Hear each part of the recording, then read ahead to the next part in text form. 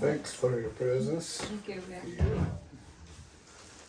First of all, I have to apologize for my English. It's not my first language, so I will need some help.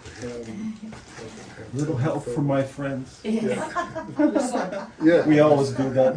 Yeah. Can't leave that joke out. Good song.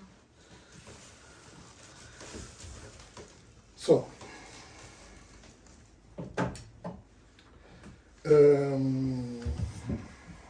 first of all,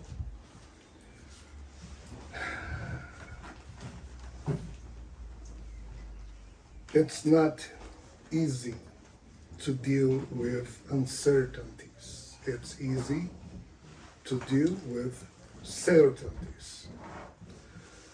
But Immanuel Kant, a German philosopher, says that the intelligence of a human being is evaluated by the amount he is able to bear, he is able to collect, the amount of uncertainties he is able to bear. But we live in a world that the certainties are everything we want to get. We all want to get certainties. But in many of the fields, many of the areas of our lives, it will be more clever, more Makes more sense. makes more sense to collect uncertainties.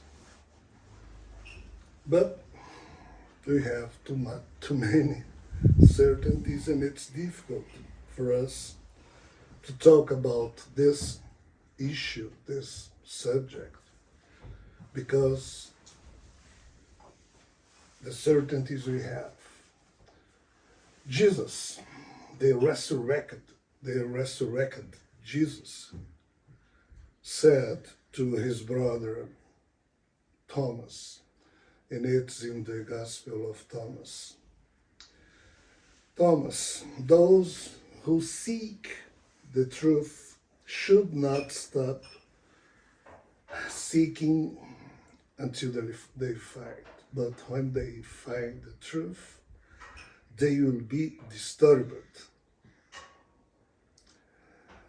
After then they will marvel and will reign over all. And after they have reigned, they will rest.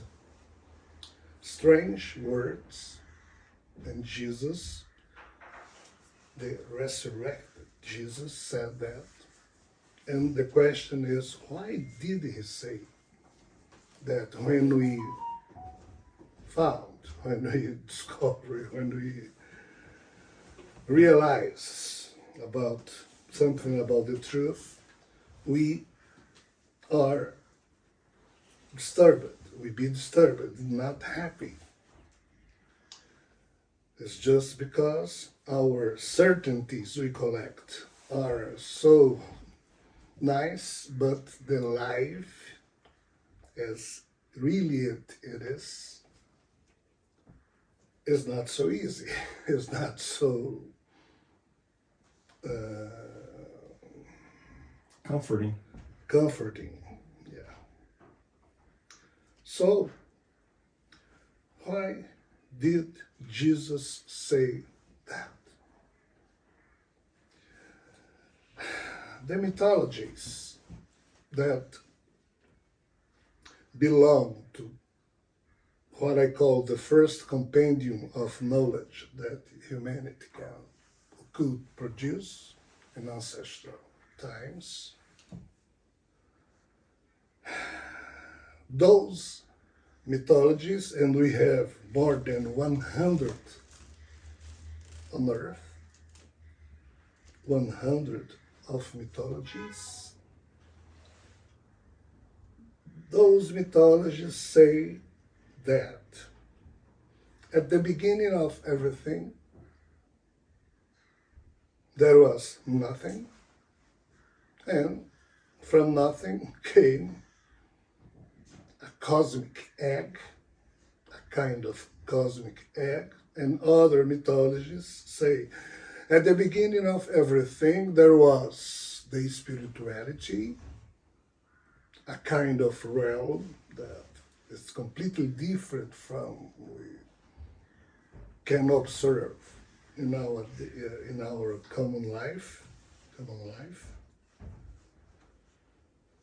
And the mythology says that the mythologies say that our universe was not the first to be created. Before our universe, many others were created by others creators. So here we're not talking about God. In accordance to the mythologies, we are talking about creators, not God, not a perfect God, a perfect being. We are talking about creators using mythology language, mythology understanding. So, the mythology say that successfully our universe that we're living in was not a good idea, was not a good creation. And the creator who did it fell into his own creation. If we have only one mythology talking about that, we think, oh, it's a story, not a history. It's some kind of craze that somebody, one of our ancestors, became crazy and And made up. Yeah. But if you have two mythologies, okay, we could think the same way, but we have more than 100.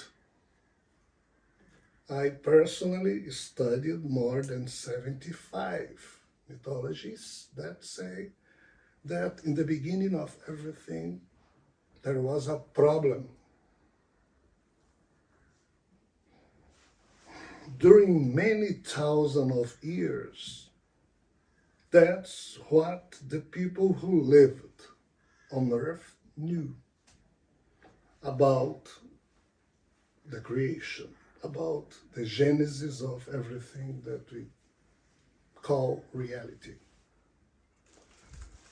But in the last 3 millennia, the religions we know today began to cancel all the mythologies, histories, and changed history to stories, to legends. And today, the way we think came from what these religions allowed us to learn. After religions became what we call philosophy, and after science. And if today we will look to the past and try to understand the beginning of everything, looking through the lens of mythology and the question, how did it begin? Who did it at the beginning? The mythology says a fallen creator who fell into his own creation. If we do the same question, looking at the lens of religion, the answer would be God. God in person, because love everybody, did this creation? If we ask the same question to the philosophers, they will say something that look like with the religion, God. Even the religion says that the God of the religions are a theist God. Theist. Theist. Yeah, it's written there. Yeah. And the God of the philosophers are deist. Deist. Deist. What is the difference between one and another? The theist is a God like the Bible, the God of the Bible that gives Like gifts and castigos, Punishment. The God of the philosophers, no, he is like relojoeiro, Watchmaker. watchmaker. He did a watch and let the watch works, and he doesn't do anything He doesn't interfere. in life of nobody. But if we do the same question to the scientists, how did it begin? What was the Big Bang? The scientists say, by chance. It occurred or it was by chance. But if we ask to the advanced scientists, how did it happen?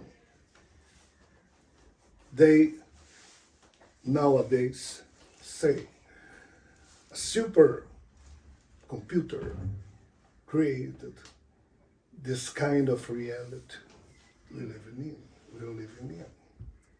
It calls simulacrum. Hologram. Simulation. Something like that. So,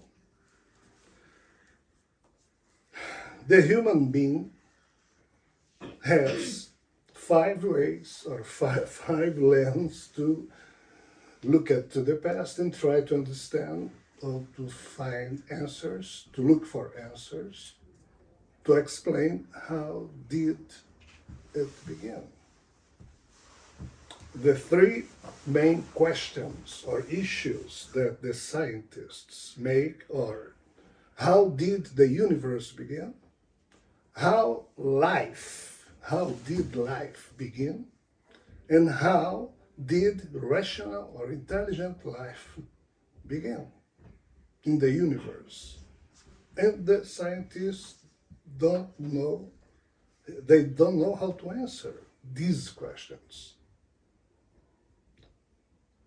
But the mythology answers. The mythologies answer these questions, say that how did it begin? A mistake. Who did it? A creator who fell into his own creation. How did life begin? The mythologies say the same that the scientists say nowadays. A code encrypted in DNA code that is in each of one of our more than 100 trillion cells in our body. This code came from the fallen creator. And let me tell you one thing. The mythologists say that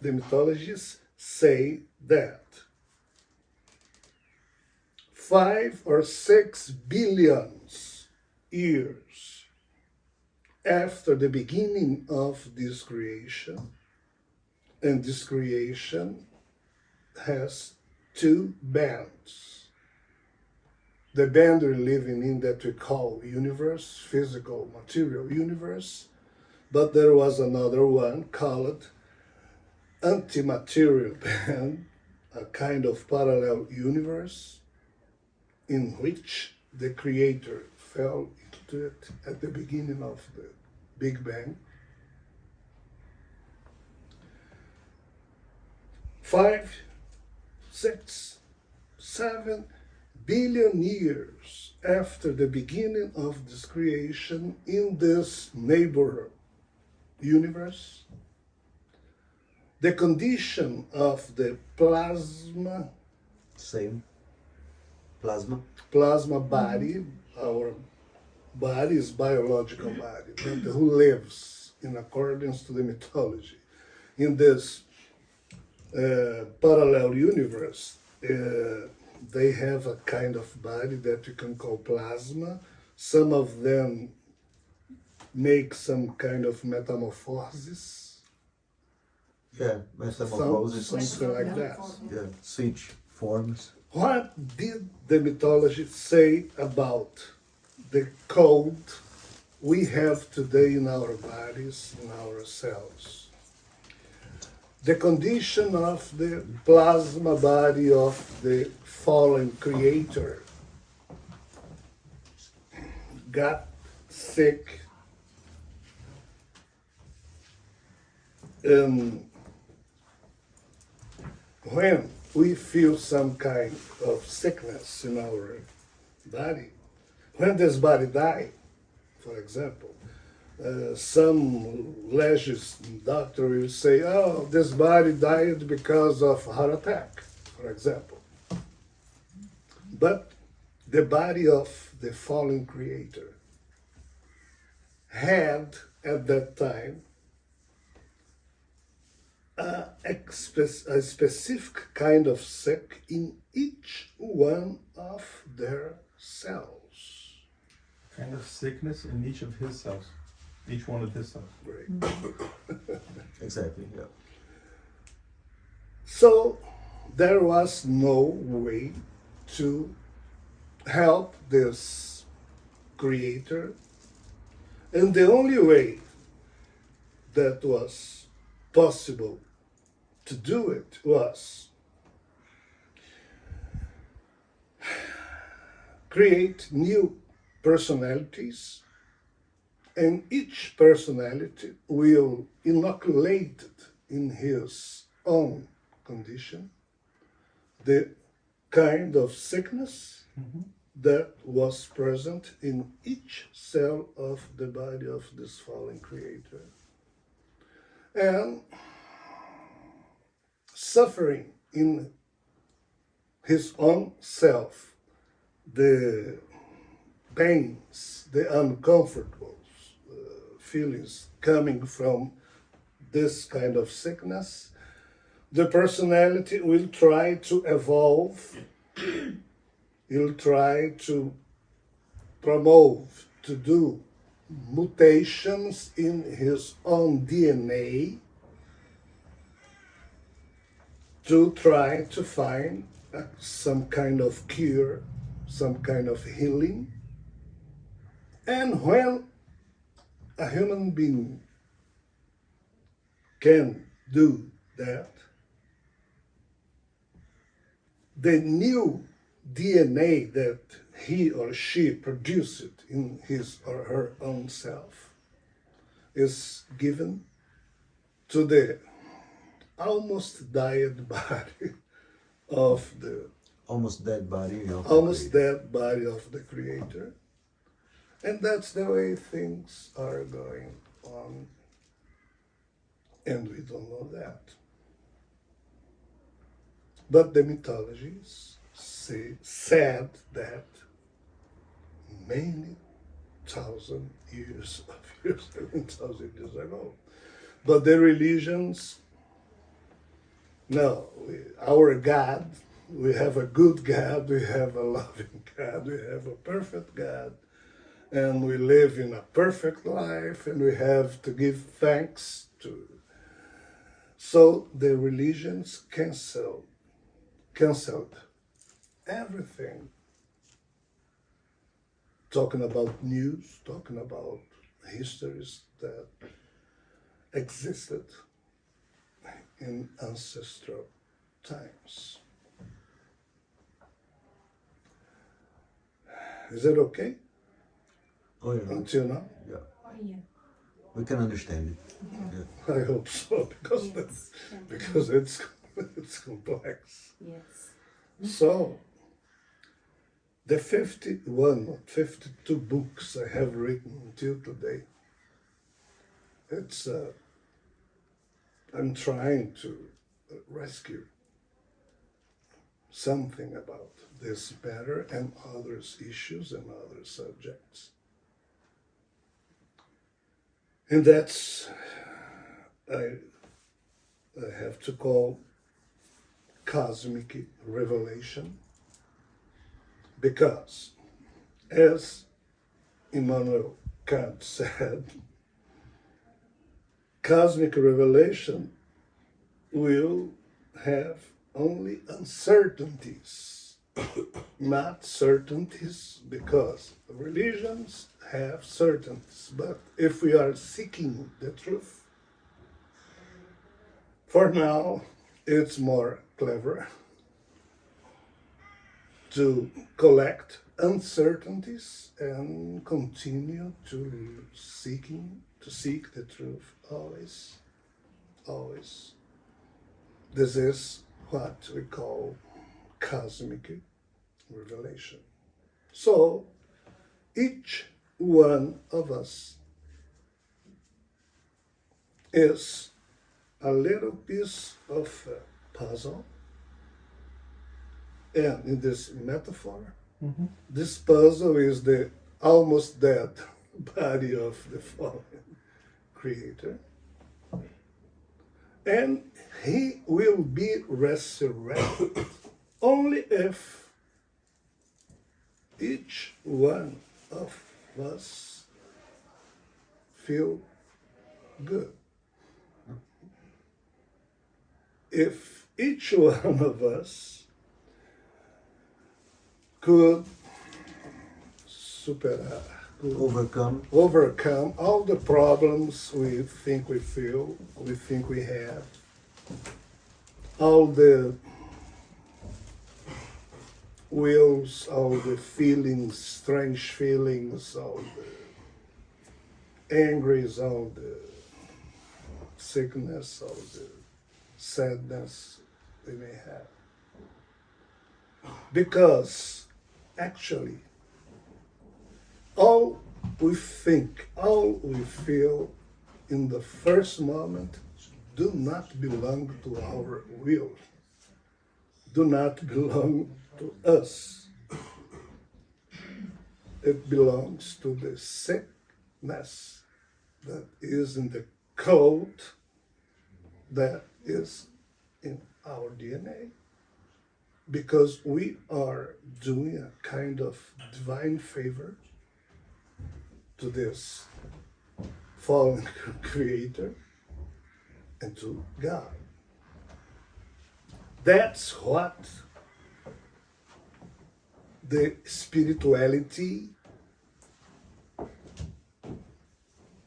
levels, the scholars in these levels, scholars say and think about what we are calling cosmic revelation. The divine favor is one title of one of the books I published. So, as we can see, we are talking about the most important issue of our lives, if it's true. If it's not true, if I am wrong,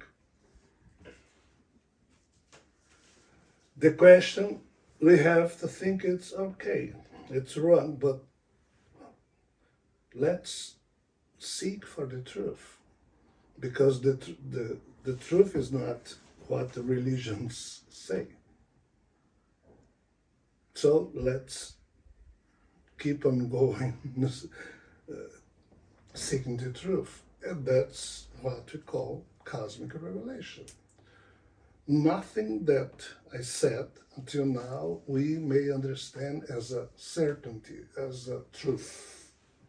No, it's a seed of a possible truth. We have to think, we have to look for, we have to study, and that's what we call cosmic revelation. When Adam and Eve came out to life, and Eve didn't eat an apple. Eve ate some kind of beverage that opened her mind.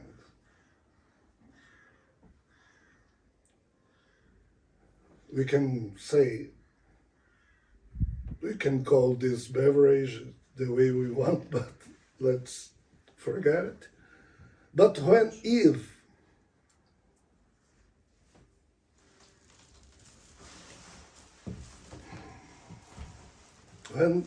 the mind of Eve changed the way it's functioned,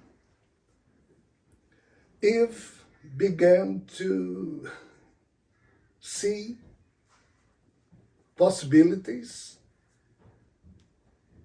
and opportunities and of how to live on earth. Different possibilities and different opportunities and how to live in a good way on earth. And said to Adam, try to drink this portion because it opens our vision, But when our mind is blind to the possibility, our eyes will be blind to the opportunities. Is that right? Yeah. So Adam and Eve changed their minds and began to see opportunities that the fallen creator and the other creators got, who live in the other band of the creation, couldn't see. This is why these creators look at Adam and Eve and said, go away from Eden, because they lost control. Because human being began to write their own history in accordance not with the God's rules, but in accordance to what the human being by your own self will produce in accordance to your own philosophy code of how to live. If that's true, everything we are suffering today on earth has as explanation or justification exactly this strange past and many of the obstacles and difficulties we have in our particular life, the problems we feel, the problems we think we have, spiritual problems, physical problems, mind problems. Everything came from the sickness of this cold. So, this is a kind of introduction I can make about this subject, about this issue that we call cosmic revelation. And in this context too, we have the concept of cosmic reintegration. That means, since Adam and Eve began to see new possibilities and new opportunities in life that even the Creator's God couldn't see, since then, the fallen Creator and the other Creator's God, Creator gods. Creator gods, decided to isolate the planet Earth from the coexistence with other planets, civilizations and dimensions, and until they understand,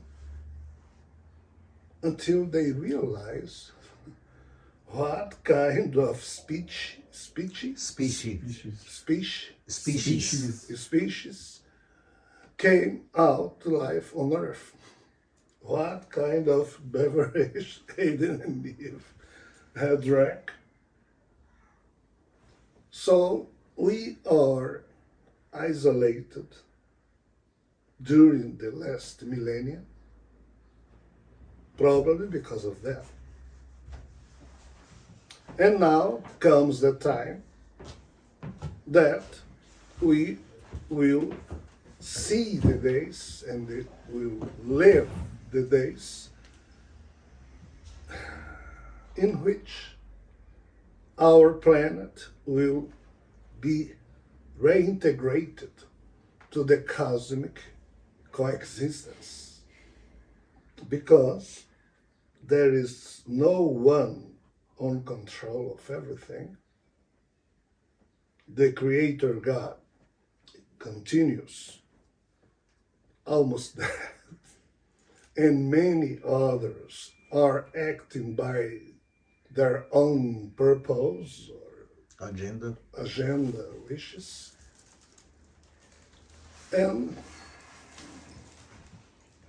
the mankind has to have his own agenda, but we cannot do it because we are so separated, so So distant from one another. yeah, we think we are Brazilian, we are Ireland, we are Chinese. we are human beings. That's what we are.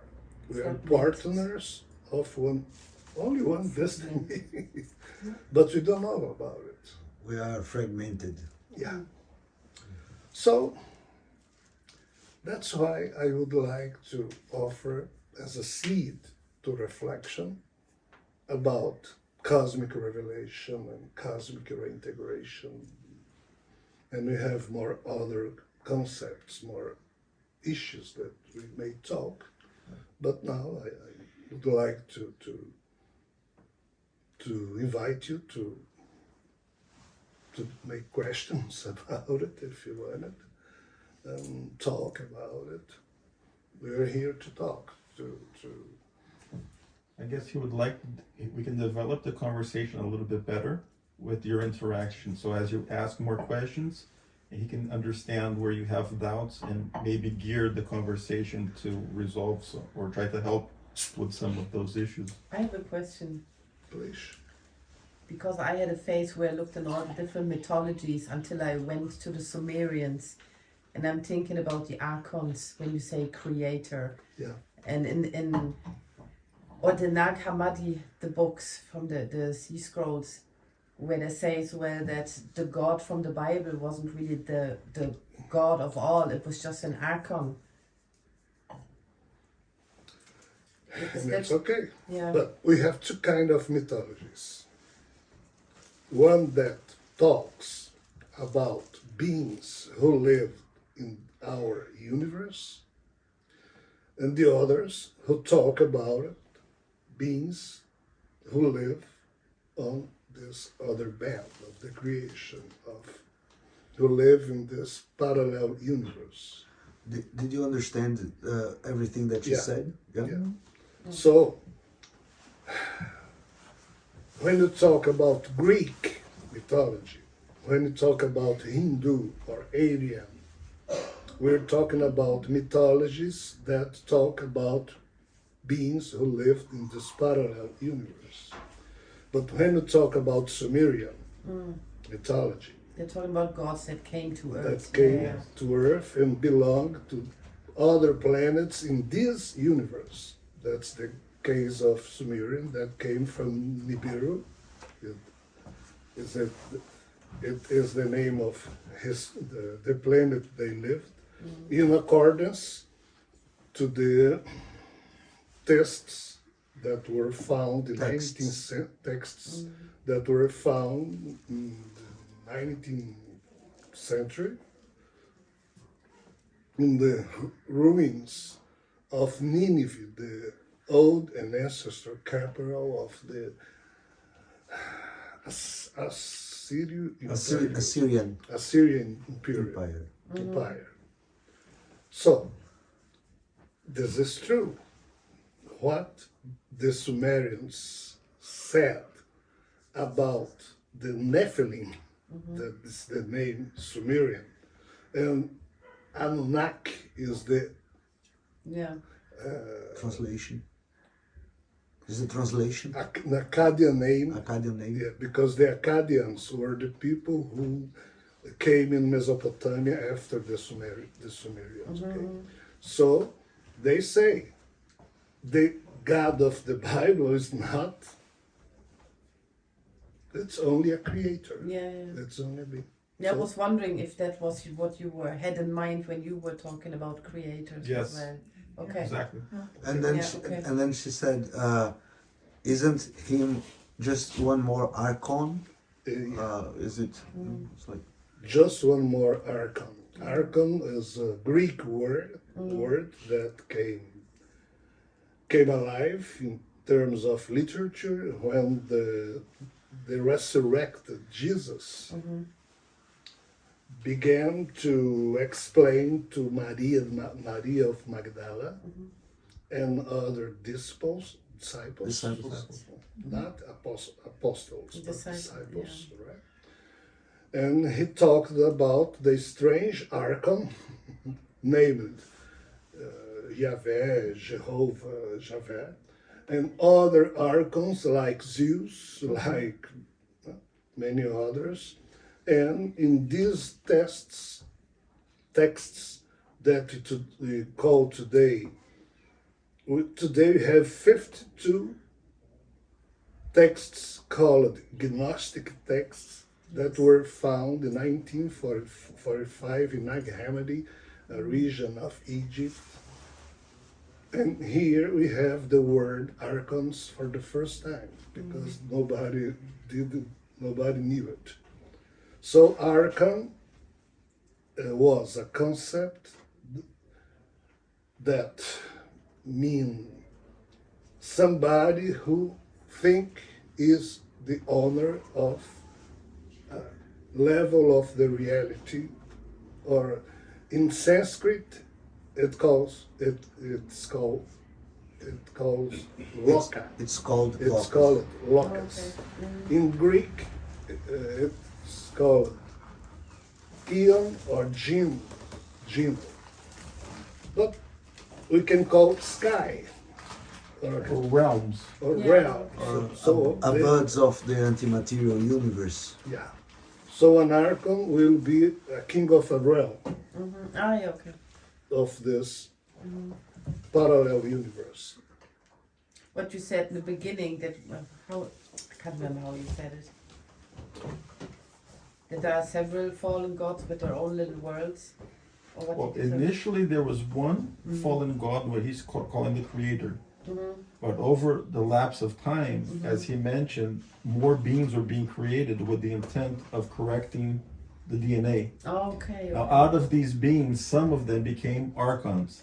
They started to think, okay, this is mine, that's mine, that's And mine. they don't and I know want- of the higher. Well, they know self. about the higher self, but they think that they're And the began owners to of fight that Yeah, with area. each yeah, other. okay. Yes, that's what it said in Genesis. If you go into the Greek mythology, that's where you start having conflicts with Zeus, with the Titans, with the other gods, because all of them think I'm the owner. This is mine. and they start to get And they all basically want to rule over the whole thing at a certain point, right? I guess. You, But help me, please, because my English is getting worse all the time. It's very good.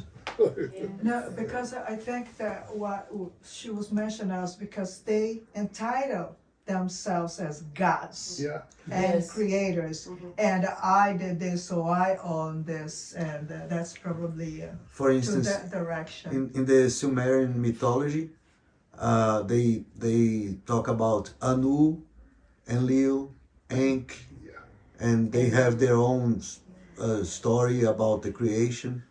And I don't know what it is exactly, but I'm sure they do, right? Yeah, But I read this what's his name, Sitchkins. He wrote a Zechariah book. Zechariah. Sitchin, Yeah, exactly. I read his book, so he goes really deep into all this. yeah, really deep. Yeah, it was. But you can understand that that's one part of the story, and that's related to beings of this material universe. And then we're also talking about beings that live in the Hindu would call Brahma Loka, which is the Loka of Brahma, and Brahma being the fallen creator.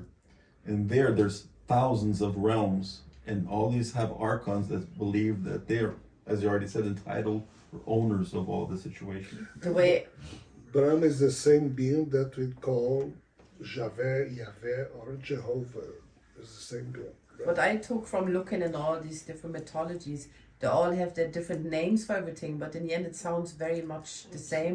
They just have different names, and if you look at the Greek and the Roman and the Egyptians, it's all the same deities, but That's they have exactly different what names. his studies have shown, that different cultures have different names for the same beings. can you name, for instance, a lot of people think Anu, for instance, is Brahma because of what she said, but Zechariah Sitchin said that. Yeah, but I know I don't agree with it. could you more or less explain in a timeline when did the Nephilim emerge, and or maybe mention other names of other mythologies that Brahma or Yahweh is known for, so that we can more or Allah less is I one can of tell them, you. I can tell you about Who as that. well?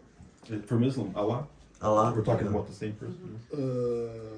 In terms of modern times, the last 3 or 4 millennia, right? When the fallen creator, in what the Bible says about, when he chose Adam, Seth, Enos, Canaan, Malahel, Jared, Enoch, Noah, until the deluge. Deluge. Okay. Nobody here never called this fallen creator as Yahweh. There is no name. He was called as the creator. There was no kind of epithet Nickname or or title. nickname or Title. title. But after the deluge, when Noah and his 3 sons, Shem, Ham, and Japheth, when Shem, that Shem, Saleh, Asfaxad, Eber, when Eber came to be the one in terms of Genealogic tree tree. of the patriarchs.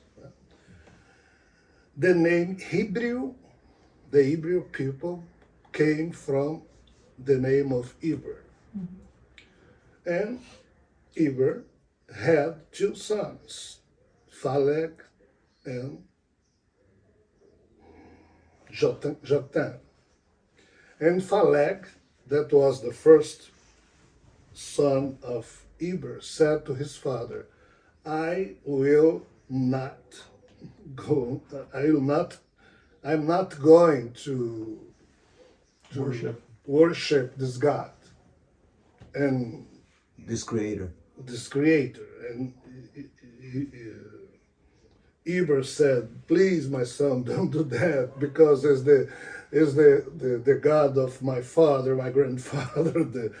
But Phaleg stopped with that alignment. So this being, this fallen creator, look for Gomer, that was grandson of Noah, but came from your son Japheth.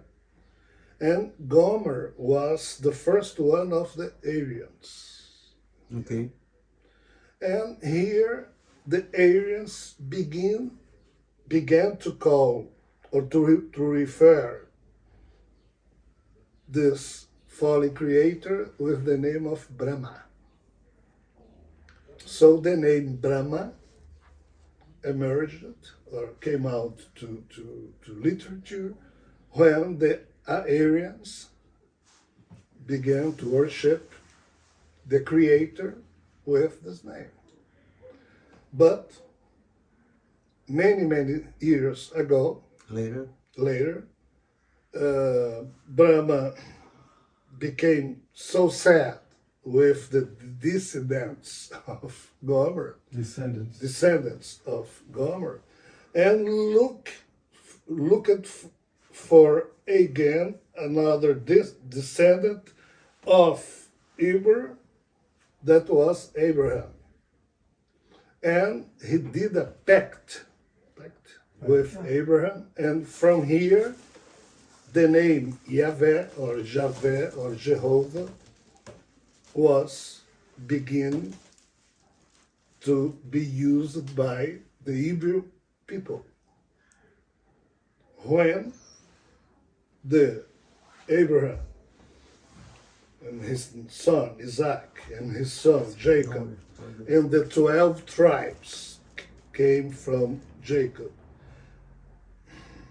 they went everybody to Egypt. And when Moses took the 12 tribes and tried to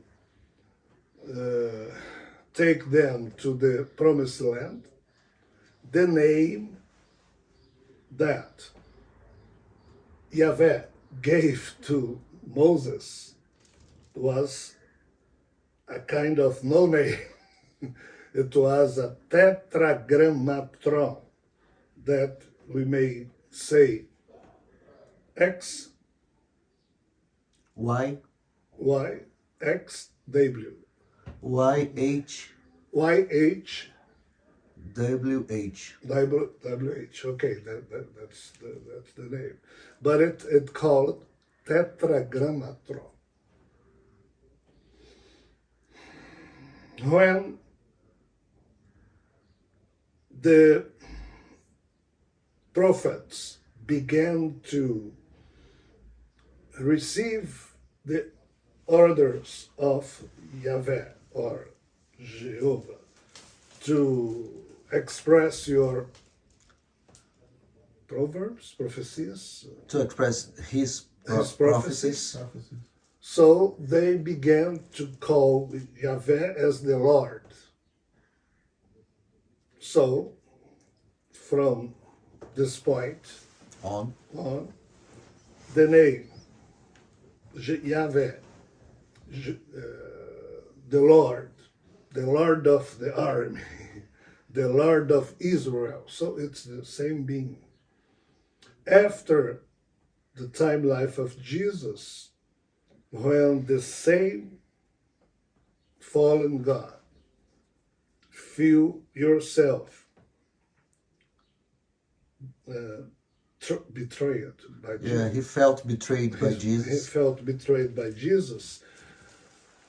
5 centuries later, he looked for Muhammad and expressed yourself as Allah, Express himself. himself as Allah, and began another religion, the Islam. So here we're talking about only one being that chose different people and different chosen ones.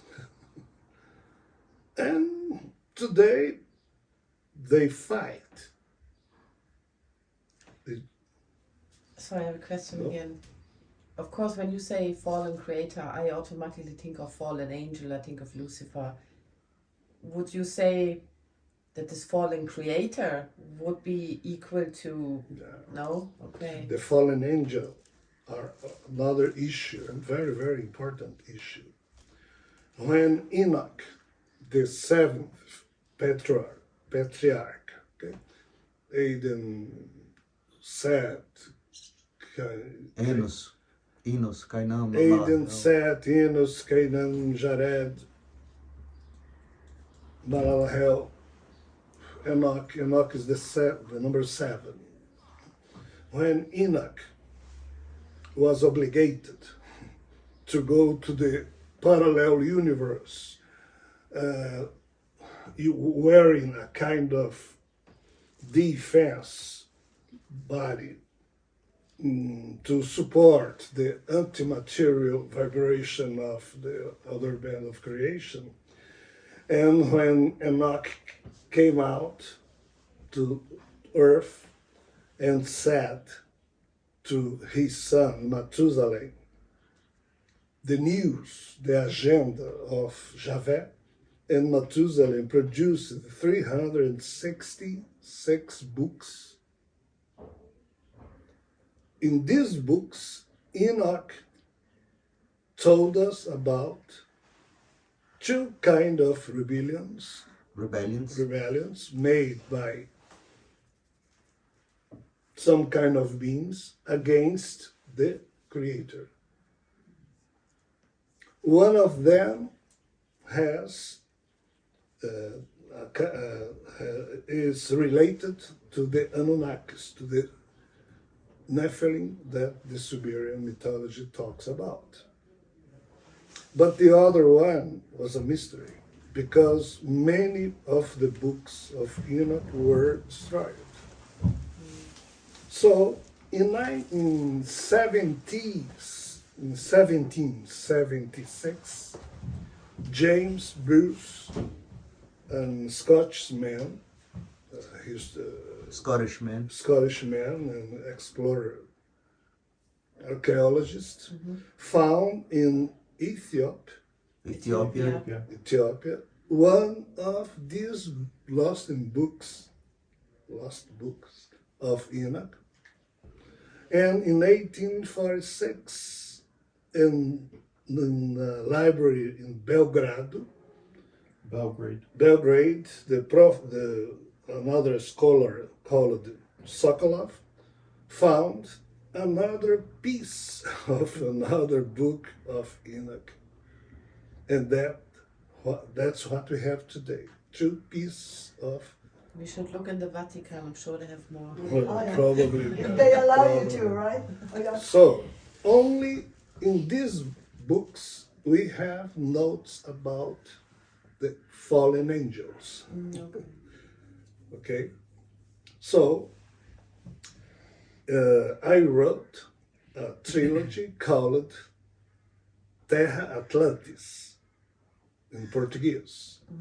And these 3 books, I try to rescue all the news about the Lucifer rebellions, because the spirits helped me to do that, asked me to do that, and my own spirit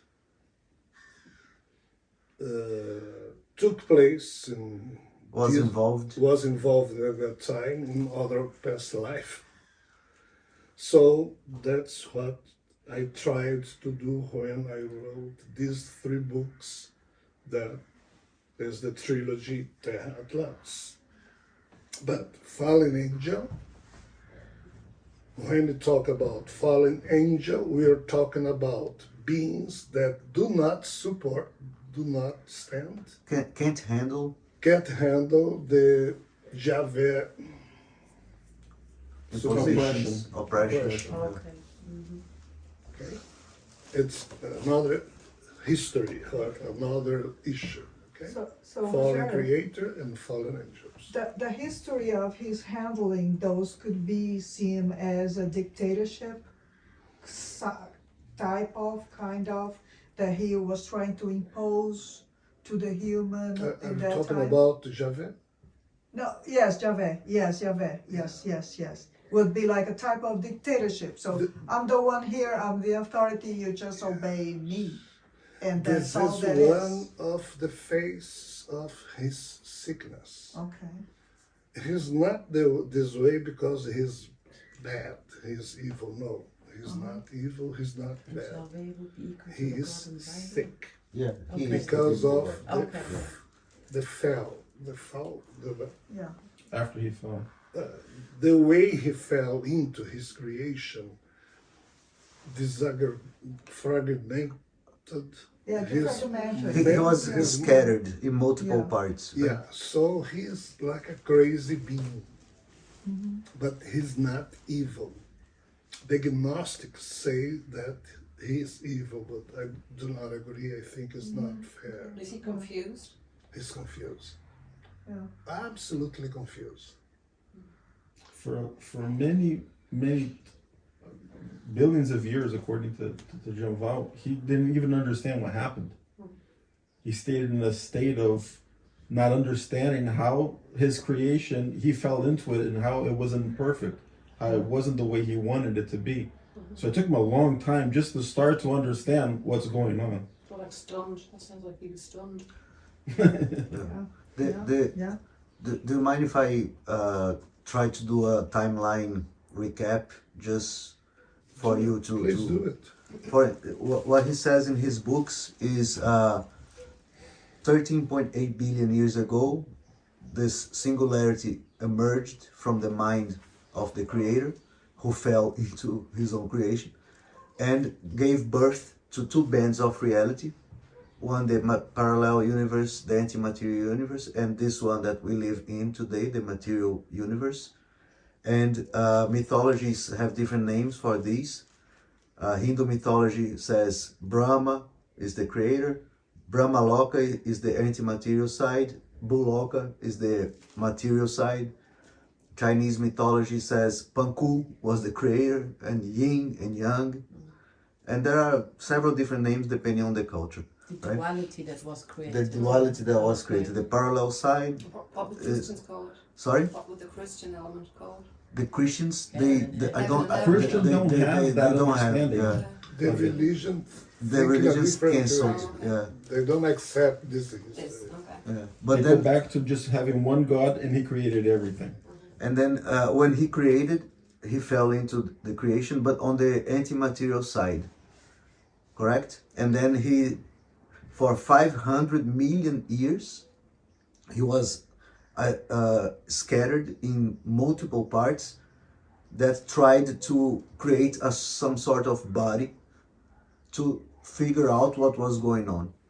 But there was no life whatsoever. He was alone, and the parallel side was developing. The stars, the galaxies began to emerge eventually, right? Because it took some time for the stars to have hydrogen and start burning, and all that took place in the parallel in the material side. But in the anti-material side, for the first 500 million years, there was only the creator scattered in multiple parts trying to figure out what was going on. And then eventually he managed to put together some parts that began to coexist with him, but under his command. And that's when the archons or the first spirits plunged into the creation to occupy these bodies, to help heal the disease, to help heal the problems, solve the problems of the creation, but not with this conscience that we are talking today. They just simply came in, occupied these bodies that were a sort of prison or for their own spirits, right? But anyway. And another detail is when these beings came to help, coming from the realm that he was before, they fell into the sickness too. So they became infected the same way he was with his own creation. So their intent to help was one, but after they came in here, they got like, oh, I'm sick too. And then they started to act just like him. They had problems too. Yeah, exactly. And after some, so this is the first era, let's say 500 million years.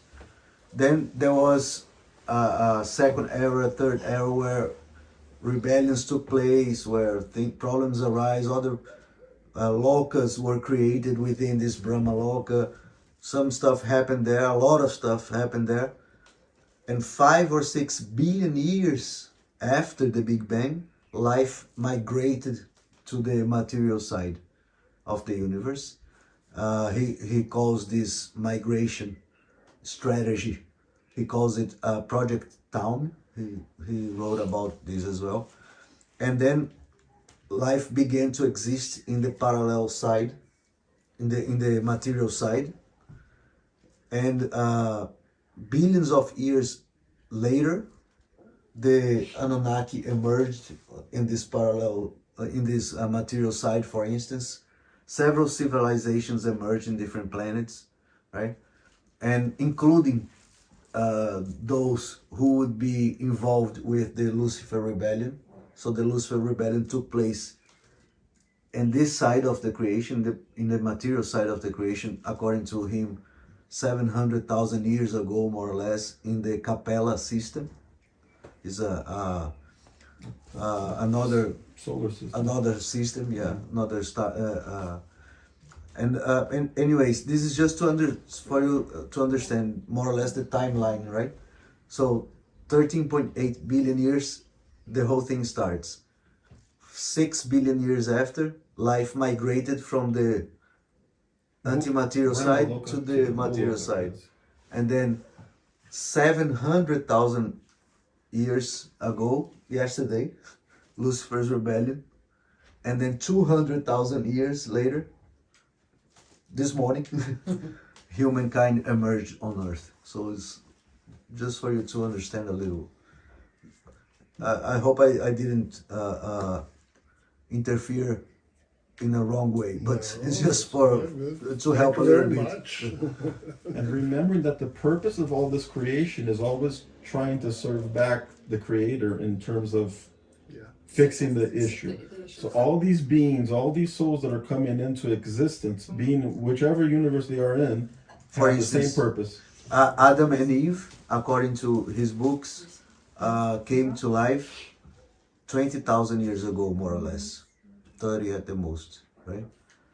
So it's like literally this morning. Human conscious, which came out of this situation with Adam and Eve, is very recent. We're talking about 30 to 40,000 years ago.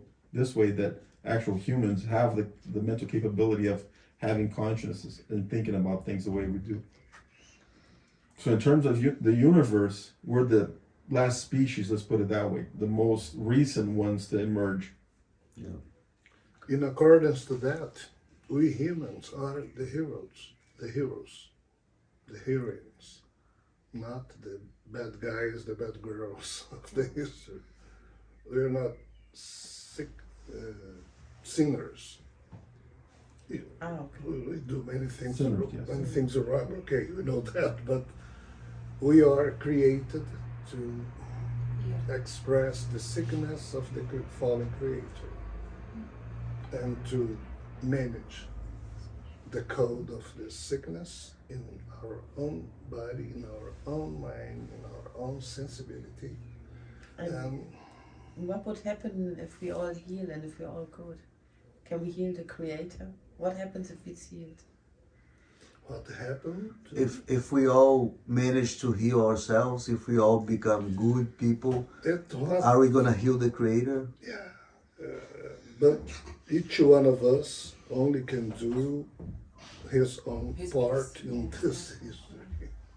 We are on a little piece of a big picture. Okay. Remembering that there's not an issue of good and bad. As he said, these people are not evil or bad. It's just a matter of being sick. And sometimes they don't, only recently they started to be aware of this sickness. We think we are good people, but we excuse me, okay? We eat corpses. corpses. Dead animals, yes. We use animals, but we say we love my pet. I love my dog. I love my, but we use them. The same is the same way. I love my horse as long as it takes me to where I need to Yeah. go. It kicks So me. we've arrived at this place where we're sort of in a more privileged, I don't know if that's the right word, you know, we're sort of better beings or sort of, More capable Thank would be you. a better word. thank you. Does that mean we have reincarnated quite a number of times, having come through those lines of, Yeah. yeah, And we have the same code. Your spirit in this life and the other past lives has the same signature, quantum signature. yeah, The same electrons come to make again the body, because this body was built by the same code that the last one. That's the quantum mechanics says. That's what the spirituality says. I love that. Our many lives are just a set of experience of the same code that belongs to the almost dead fallen creator. But that's the case of our spirits.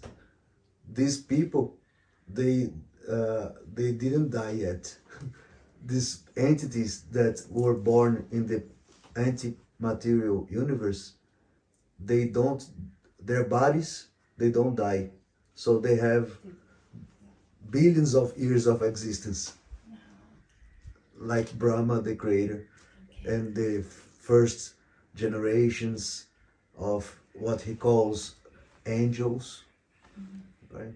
And But there is a problem. They don't come here though. Unsuccessfully, yeah. They unsuccessful. This universe is collapsing It's hard to come here. now. Our universe will be living during many billion of years yet. Ellam, just a second.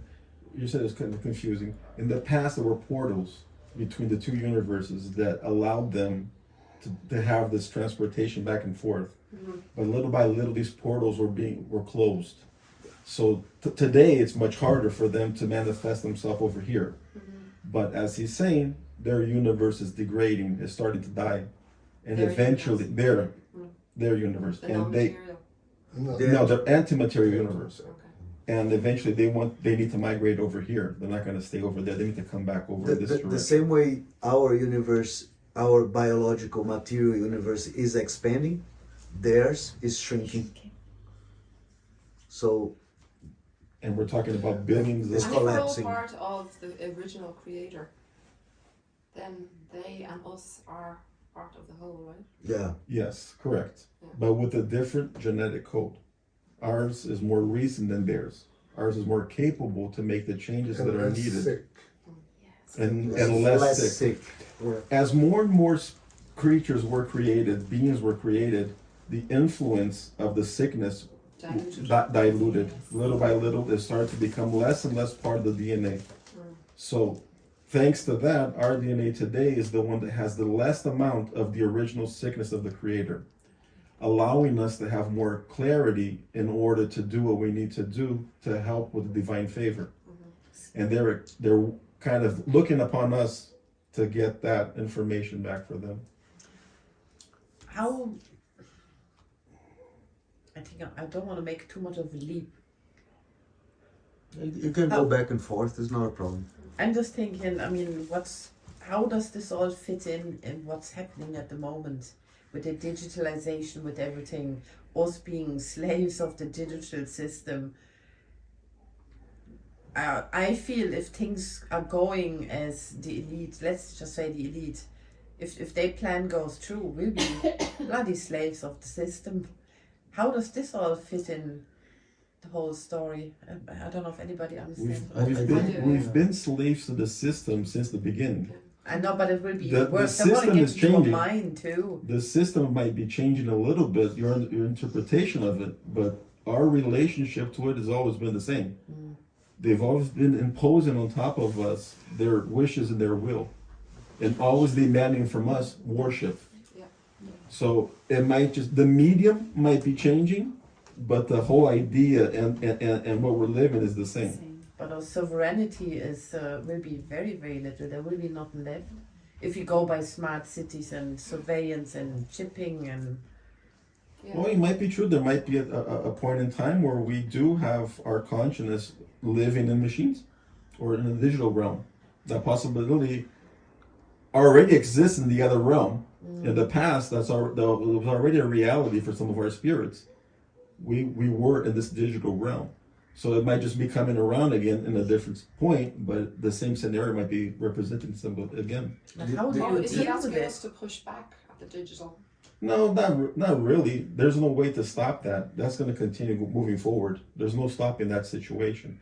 Now, we do have different solutions for that. One of the solutions that he presents is that, and many scientists are working on that, will be the speciations of the human nature, where we start to live in different areas of our galaxy, of our solar system. That might be one solution as we leave the planet here, going to another area. Hopefully, the spirits that go to live in these areas would leave behind all of this religions, faiths, dogmas, all these things that have been imposed on top of us for so long. So that might be one of the solutions. There are other ways or paths that can happen here on Earth at the same time, but we don't have answers for everything. Everything is being played out. Different things might happen, so it's hard to predict anything which way or the other. At this point, we have a problem. As in the old times, the people from this universe could come and coexistence with the people who live here on Earth. But as Seer said, the portals one day were open, but now, since 2012, they are closed. But they are trying, and they are getting to open another kind of portal to come here. And not necessarily it will happen with our generation, but I think it will be happen. But the future generations, human generations, will come back to coexistence with these beings until the collapse of this universe is completely fulfilled. That's part of what he was explaining earlier of the cosmic reintegration. That's the importance of his work and his studies, is to bring knowledge back to humankind of what this whole means, because inevitably these beings will come back to coexist with us. And the idea is to shed light into humans today to understand that this is going to happen, this is how it used to be, and maybe we can live or be able to get along better when these beings have to come back over here. So we're talking about extraterrestrials, aren't we? We're talking about We two are. different kinds of beings. Again, the extraterrestrials that we mentioned are from a physical realm on our universe. Okay. Extra physical beings are the ones that live in the Brahmaloka, in the anti-material world. They're not physical, they're plasmatic, they're shapeshifters. They can form whatever kind of image they want. If you go back into Hindu mythology, you could see beings with 10 arms, 7 heads, blue, purple, elephant head. Those creatures are real. They're able to do this metamorphosis into different beings, but they're not physical. But when they come into our universe, they will become. And that's part of what they're trying to do. Not only find a pathway to come over here, but have some kind of structure where they can be seated inside of. So a carrier. A carrier. And this could be a computer, it could be the digital realm, it could be a physical person. They're trying everything possible that they can to come over And here. I think animation and film helps with that. It does. And, It's been the culture has been really bringing that in Bringing with, that in, yeah. with the superheroes and their different colors and formats and parallel universes and opening portals. It's really helping a lot with the culture of that. My life has been a panic all the time. So, magic mushrooms, ayahuasca, Yes. visions, That's what all Eve this, is this all this? ate. That's exactly Drank. what she took. Excuse me. Okay. This- That's what Aiden and Eve Like, drank. oh, that's what they drank. I was Ayahuasca, Amanita muscaria, cannabis. flyer Gary. Yeah. But I'm thinking, is Open this what the- you were talking about, the non-physical world that you step into? You know, you say the Yeah, it kind of Opens the mind. Unlocks. unlocks or helps your mind to See. see different channels or Did you see Experience a different. movie called Lucy? Lucy. Yes. movie? Lucy. With Yeah. Scarlett Movie called Johansson. Lucy. with Yeah, but Scarlett I can't Johansson. remember. A kind of drug that Oh yes, yeah. And her head goes from, well, completely opens and she completely changes and understands things. she a lot began to use 20%, 30% of his brain, of Yeah, her yeah, brain, yeah. 50%. I find that, I'm just saying it here, I tried magic mushrooms once. What I main experience was that I found this realm is here right now, it's always there, but when you take ayahuasca mushrooms, it's like just the veil, the filter is just gone, so you can see everything. yeah. Did you understand? Yeah. Yep. No, explain it. No, she just to be mentioned sure, that to make sure.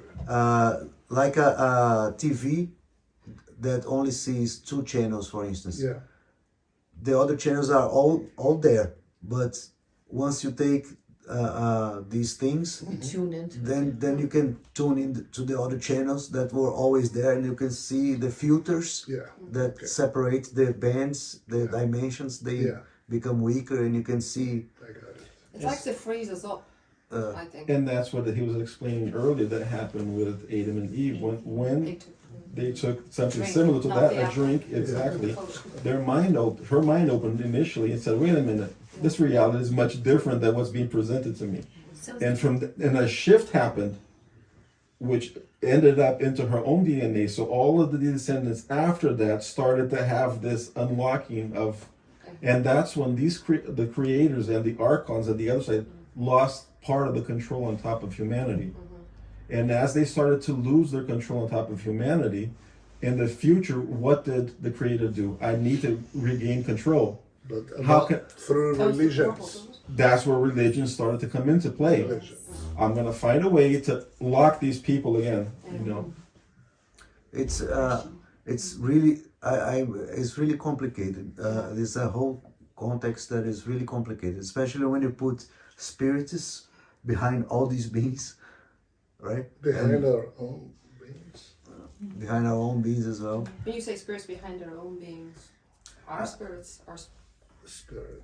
just our own spirit. Yeah. Our own spirit. The spirit You that are animates going our to- Spirit body. that came into this body. Exactly. You are going to ask something and we Yes. Yeah, I'm interrupted. Sorry. no, you're okay. I was actually thinking in terms of, is it like kind of, we have a responsibility to be sort of raising our own awareness, for the want of another word, because I don't really understand the language around all of this. I'm trying to make sense of it through the language that I understand.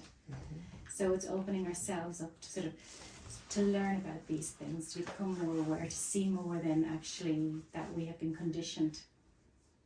I thought of Adam and Eve, when they sort of, you're ostracized when you actually don't go with the pack. It's like the church in Ireland ran everything for so long.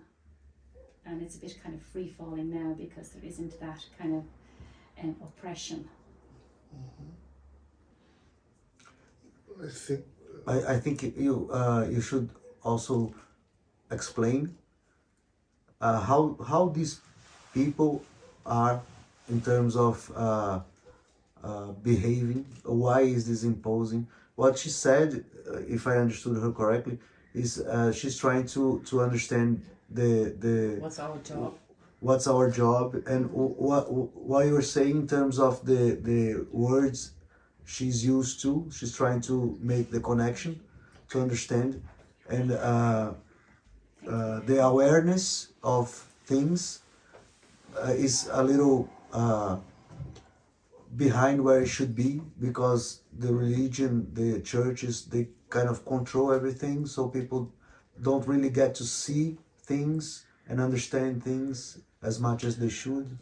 If I understood, if I really understood, there is no good way, There's no. a good way to do it. There's not a good way. There's not a good way to do it.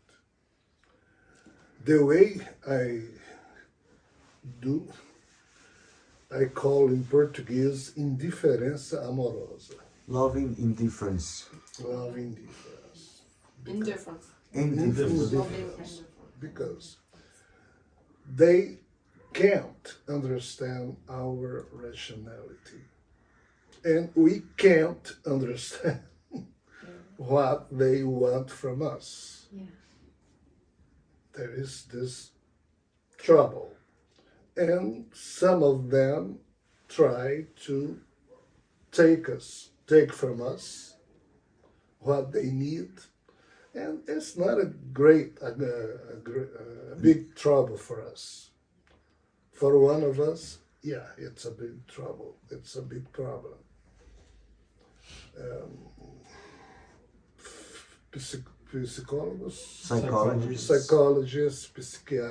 Psychologists, psychiatrists, nobody knows how to deal with that. And it's only beginning. So the way I do is love indifference, and I practice deep meditation and respiration. Hold the air sometimes without forcing anything, and a state of mind. It's very, very important with the indifference, loving indifference. So when we turn on our light, our spiritual light, with this kind of postura consciencial, Posture. Posture. Consciousness Behavior. posture. we are protected. And if we got something that is useful to them, our own spirit will work, will try to help them, taking from us what we can do, we can give, not necessarily what they need from us, but we can give without Causing us harm. causing us some kind of harm. Okay, so the only answer I can give you is what I really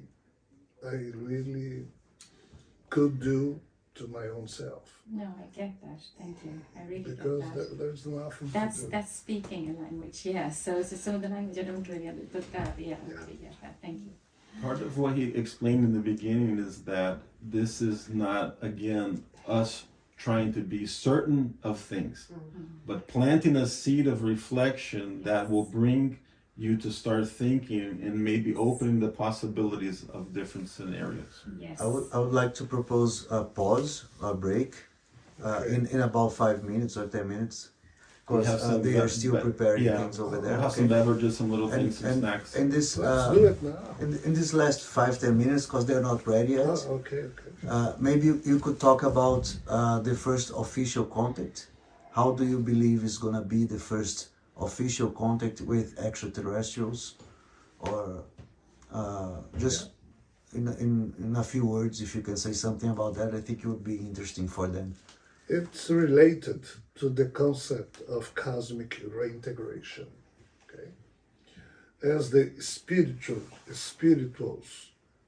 spirits say, the first official contact with other beings, extraterrestrial beings and extra-physical beings. Extraterrestrial are civilizations that belongs to our universe, material universe. Physical extra-physical beings, civilizations, belong to the Parallel universe. parallel universe. And the cosmic reintegration will be with both bands of reality.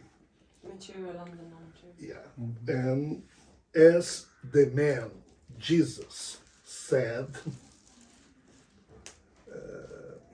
he will come back not get In his human form. in Not his being born, born. born again, Exactly. but he will come back in his celestial form, celestial face, that in ancient times was called Hakma in Hebrew language, or Sophia in Greek language. Sophia means personification of wisdom, right? It's not a name, it's a title. So, in these times we're living, in our time life, it will happen. What will happen? In accordance to the promise of Jesus and what Sophia in his own self confirmed in the book called Apocalypse. Because the Apocalypse was just the certification that Sophia, who is the celestial face of the human Jesus, okay? So Sophia says, or said, through Apocalypse, that someday all men and women on earth will see New Jerusalem is the name of what they call it would be his own spaceship, and it will look like a full moon. So many of these spaceships will be stopped, Parked. parked around the earth, and everybody will see it during more than 10, 11, 12 hours. But there will be no Landing. Interaction. Interaction. Perhaps a kind of message in televisions in 10 languages or 9 languages used here on earth.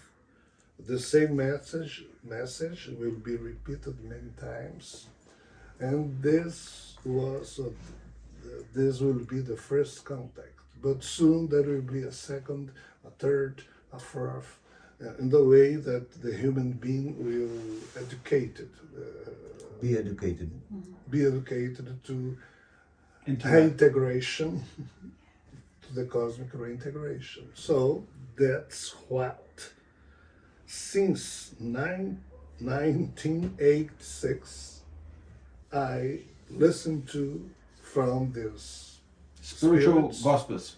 spiritual gospels, and from Gossips. extraterrestrials being, I had some kind of contact with them. And so that's why I am writing these books I have published. So it will be everything we are observing in these days, we are seeing these days, I call the first days of cosmic reintegration, because many civilizations are already here, waiting for what they call the great moment, or the first moment, in that Sophia will show his own face or his own spaceship, Presence, yes. his own presence. And so the history of mankind will change, not for a good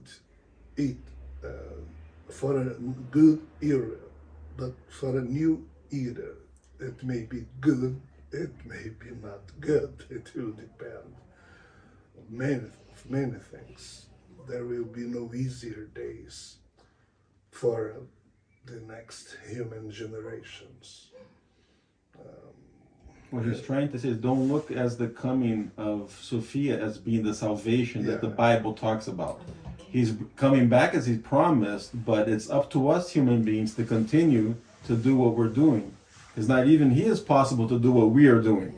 So he will say, I'm here present, I'm back, but hey, you need to continue doing what you're doing. I'm not here to do it for you. You need to figure it out. We need to figure it out and work it out ourselves. So don't understand this showing of, oh, the great Savior has returned. It's not, that's not his intention. Yeah, no, okay? no, it'd be different when we don't It's a know bit like what- Thomas yeah. putting his finger into the wound of Jesus. If we see, if he comes, it's like, yes, he's doing what he said. Yes, correct. Yeah. So Well, we should pause now. Yeah, I think they're ready. Start, yeah. Mas foi assim. I have to tell you something. This body has already died 2 times at this life.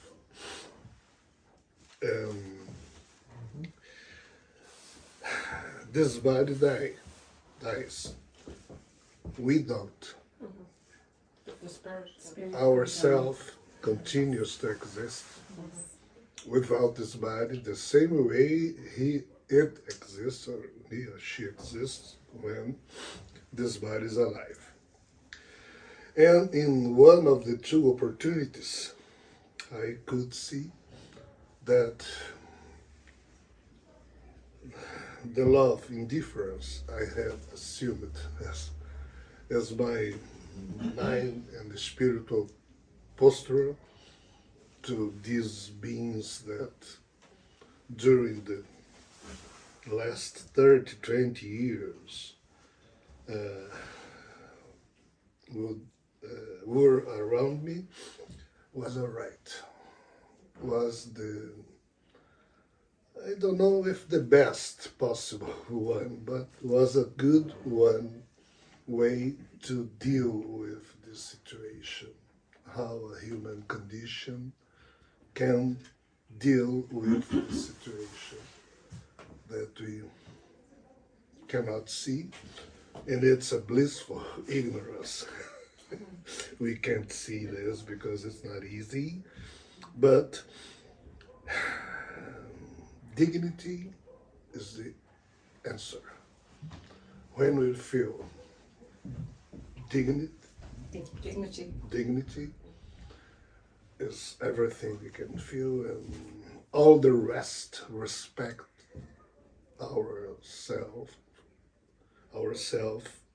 ourselves when we feel dignity.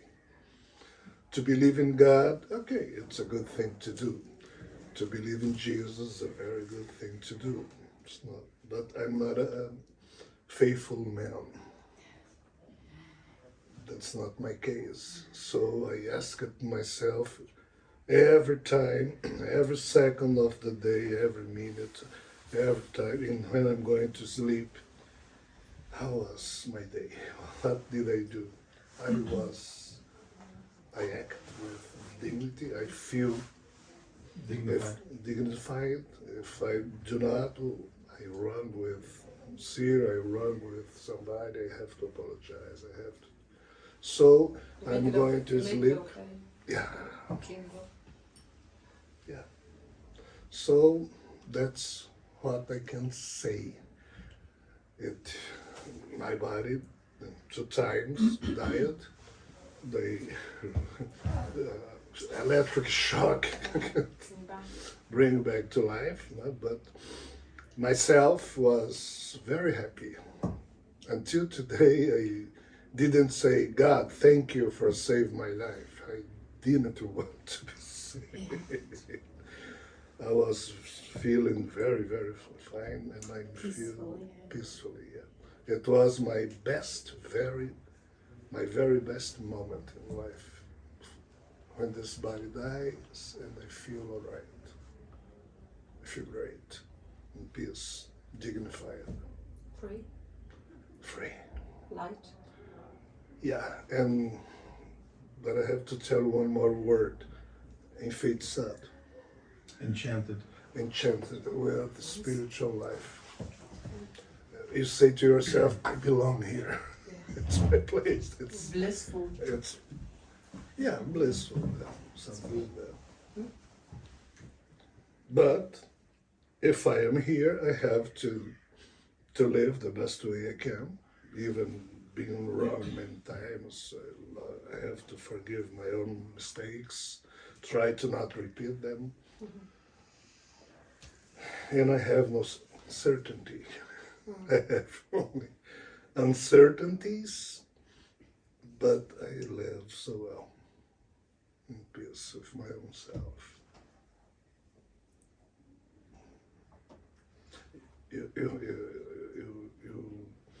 You don't have to believe in me.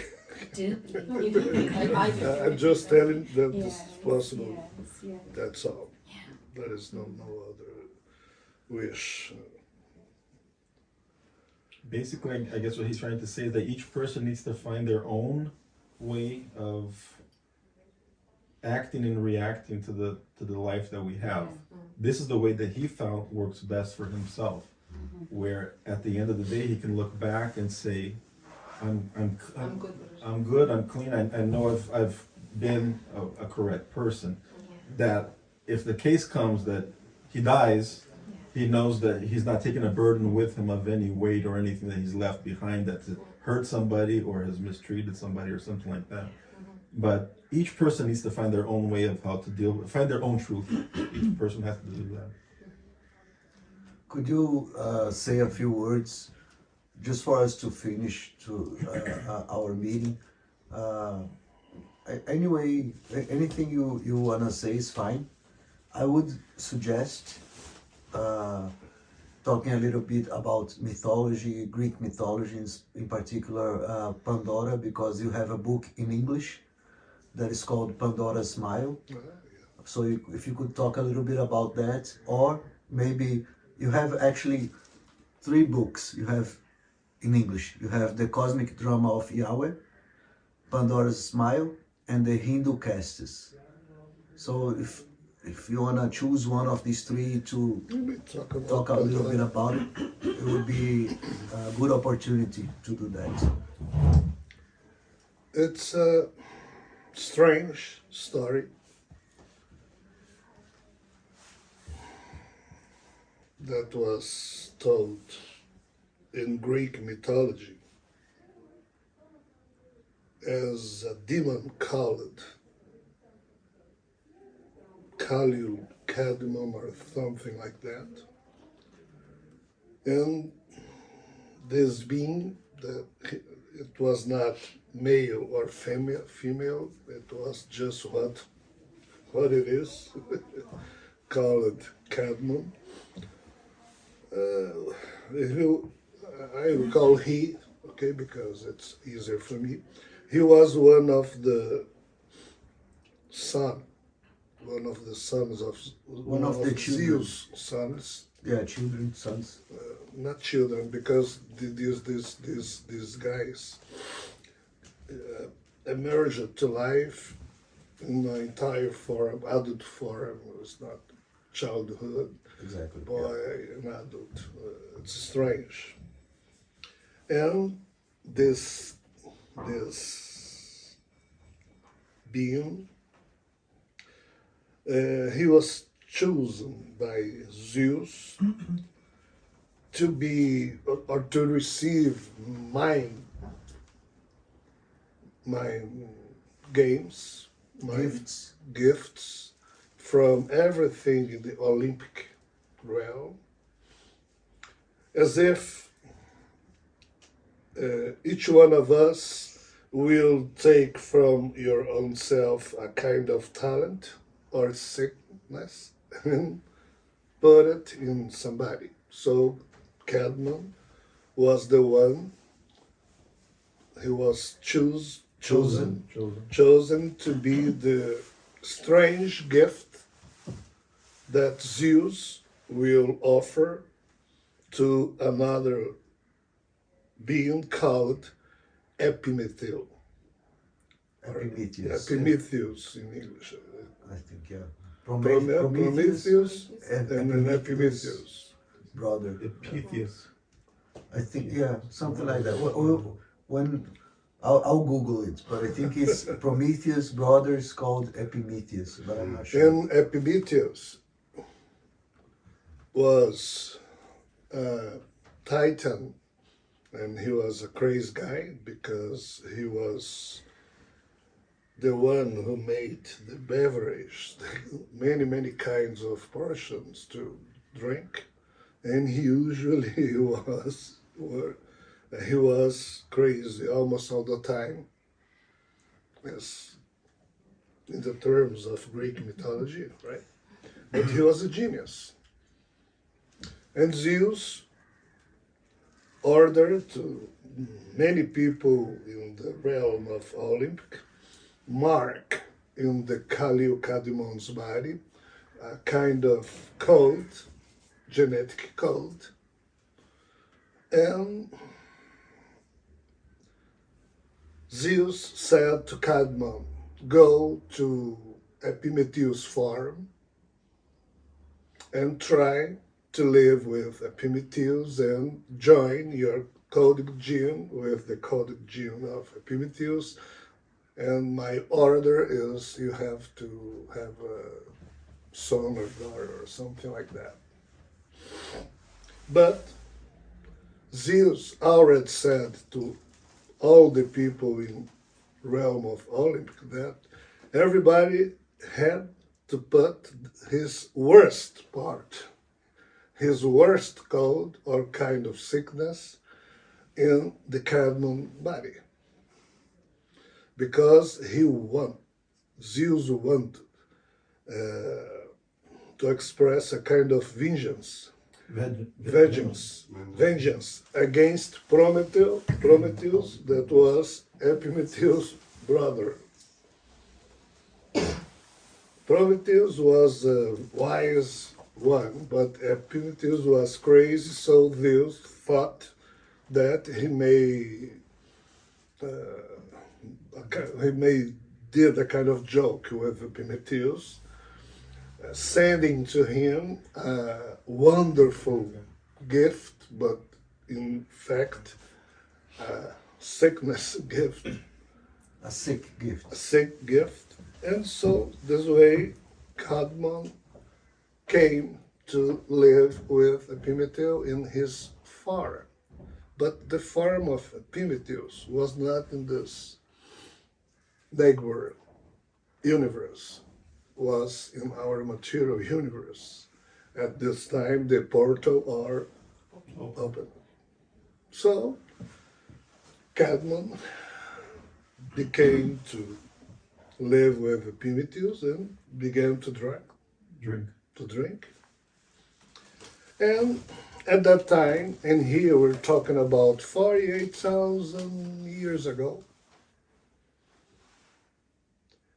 Epimetheus in his farm had many animals and had some Homo sapiens, but not rational Homo sapiens at that time. Only Homo sapiens, but they had only males in his farm. There was no one female of that species. So one day, as the Greek mythology tells us about, Pandora drank it a little bit more, and Cadmon drank a little bit more, and Cadmon was in love those animals, as we love pets, dogs, cats. And Hephaestus, one of the member of the realm of Olympus, deities, one of the deities, had given to Cadmon a kind of algorithm that as a gift, and he said to Cadman, you can transform, you can change, you can metamorphose yourself into what you want. So Cadman had this algorithm in his brain, and in that day he drank it a little bit more, and he loved the Homo sapiens because they are the most intelligent animals in the forest, and he made a metamorphosis and became a woman of that species. In accordance to the Greek mythology, this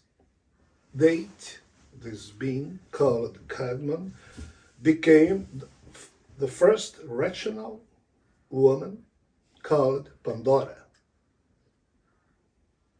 And Pandora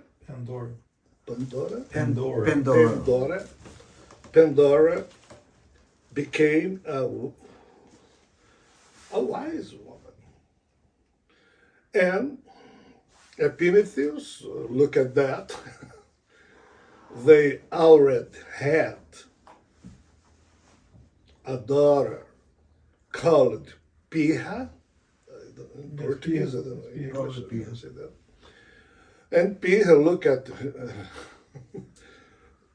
her mother, and from now to go on, since then, Pandora had sexual relations with the other males of the species Homo sapiens, and began to have children with rationality Awaken. So, in accordance to Greek mythology, the rationality of human beings came out to life, emerged exactly as a product of this kind of story or this history. So many sons and daughters Pandora had, and the gods, the other deities, look at that and became surprised. How did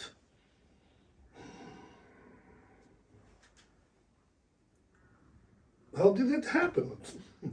Who are that guys? Who are that guys that are so clever, so wise? At the same time, in accordance to Zechariah's teaching in the Sumerian texts, tablets that were found in Iraq, in the ruins of the Nineveh library. At this time, 48,000 years ago, Enki is one of the Sumerian or Anunnaki being. Enki had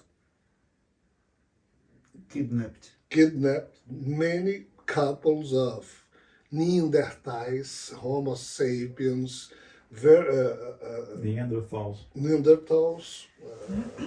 Homo sapiens, and took the gene that in the Nephilim and Anunnaki people is the gene who is responsible for the rationality, called FOXP2, is the name of the gene, and put it in many couples. And here, one couple received the gene that came from Enki, and Enki did that because want that those animals, human animals, could understand his orders, as if we take our gene responsible for our rationality and put it in a horse, in a dog, in a cat, expecting that they could understand our orders easier.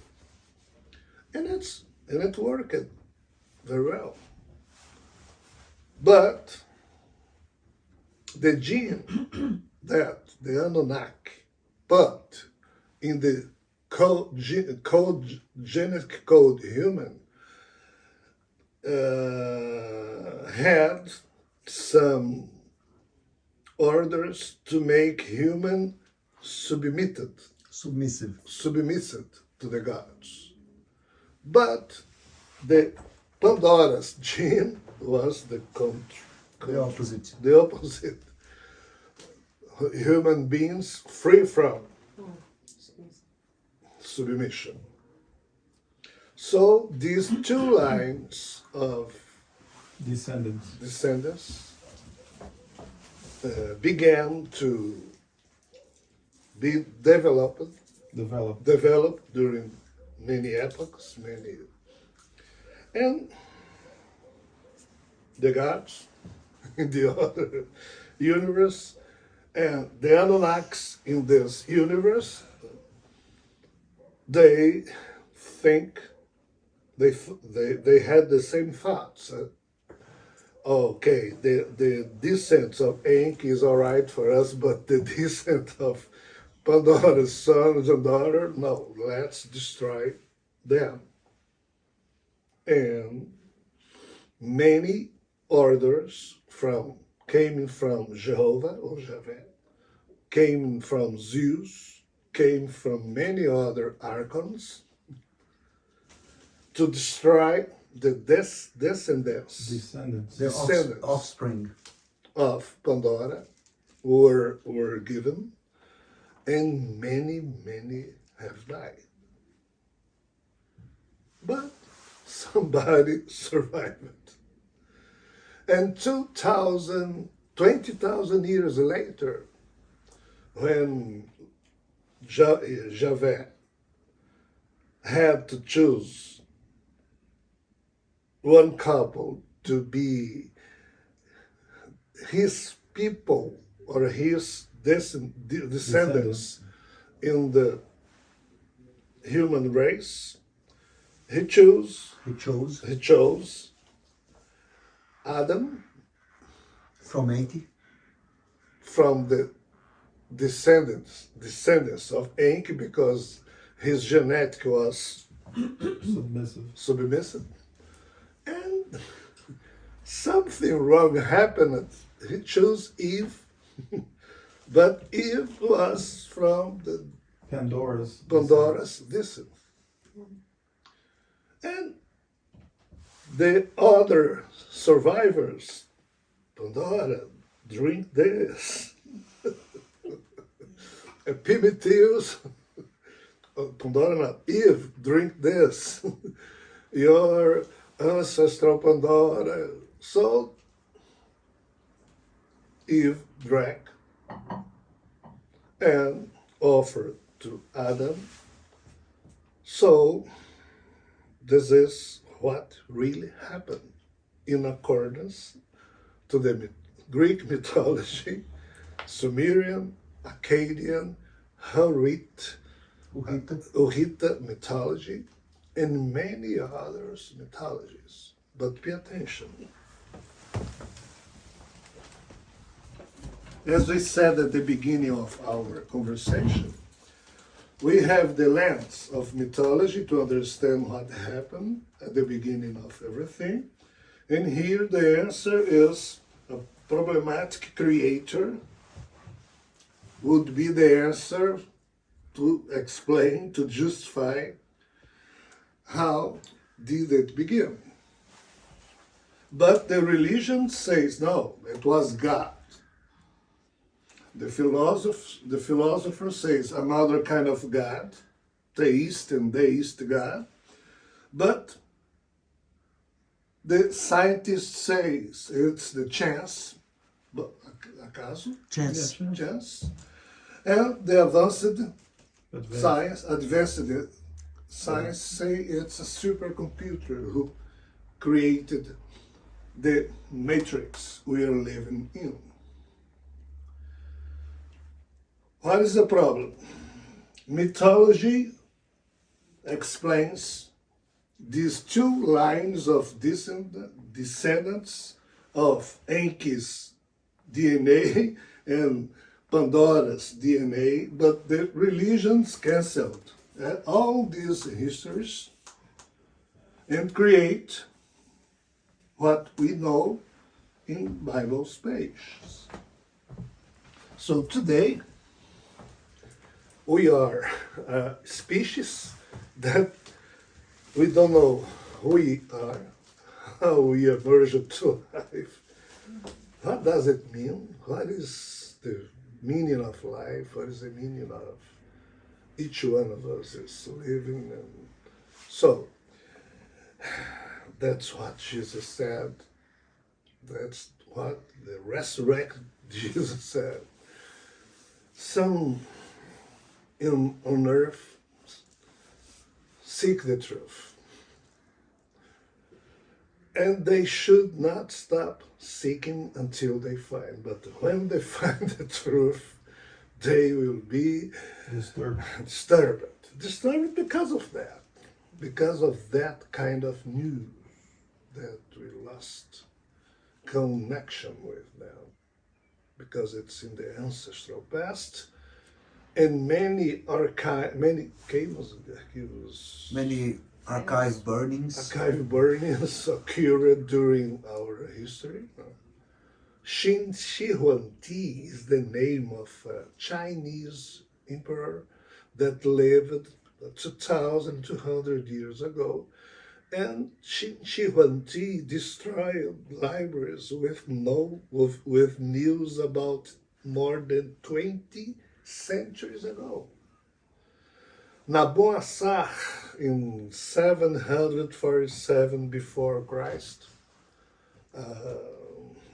Assyrian emperor, he destroyed all the libraries that there was at that time because he wanted to be the #1 emperor of the earth.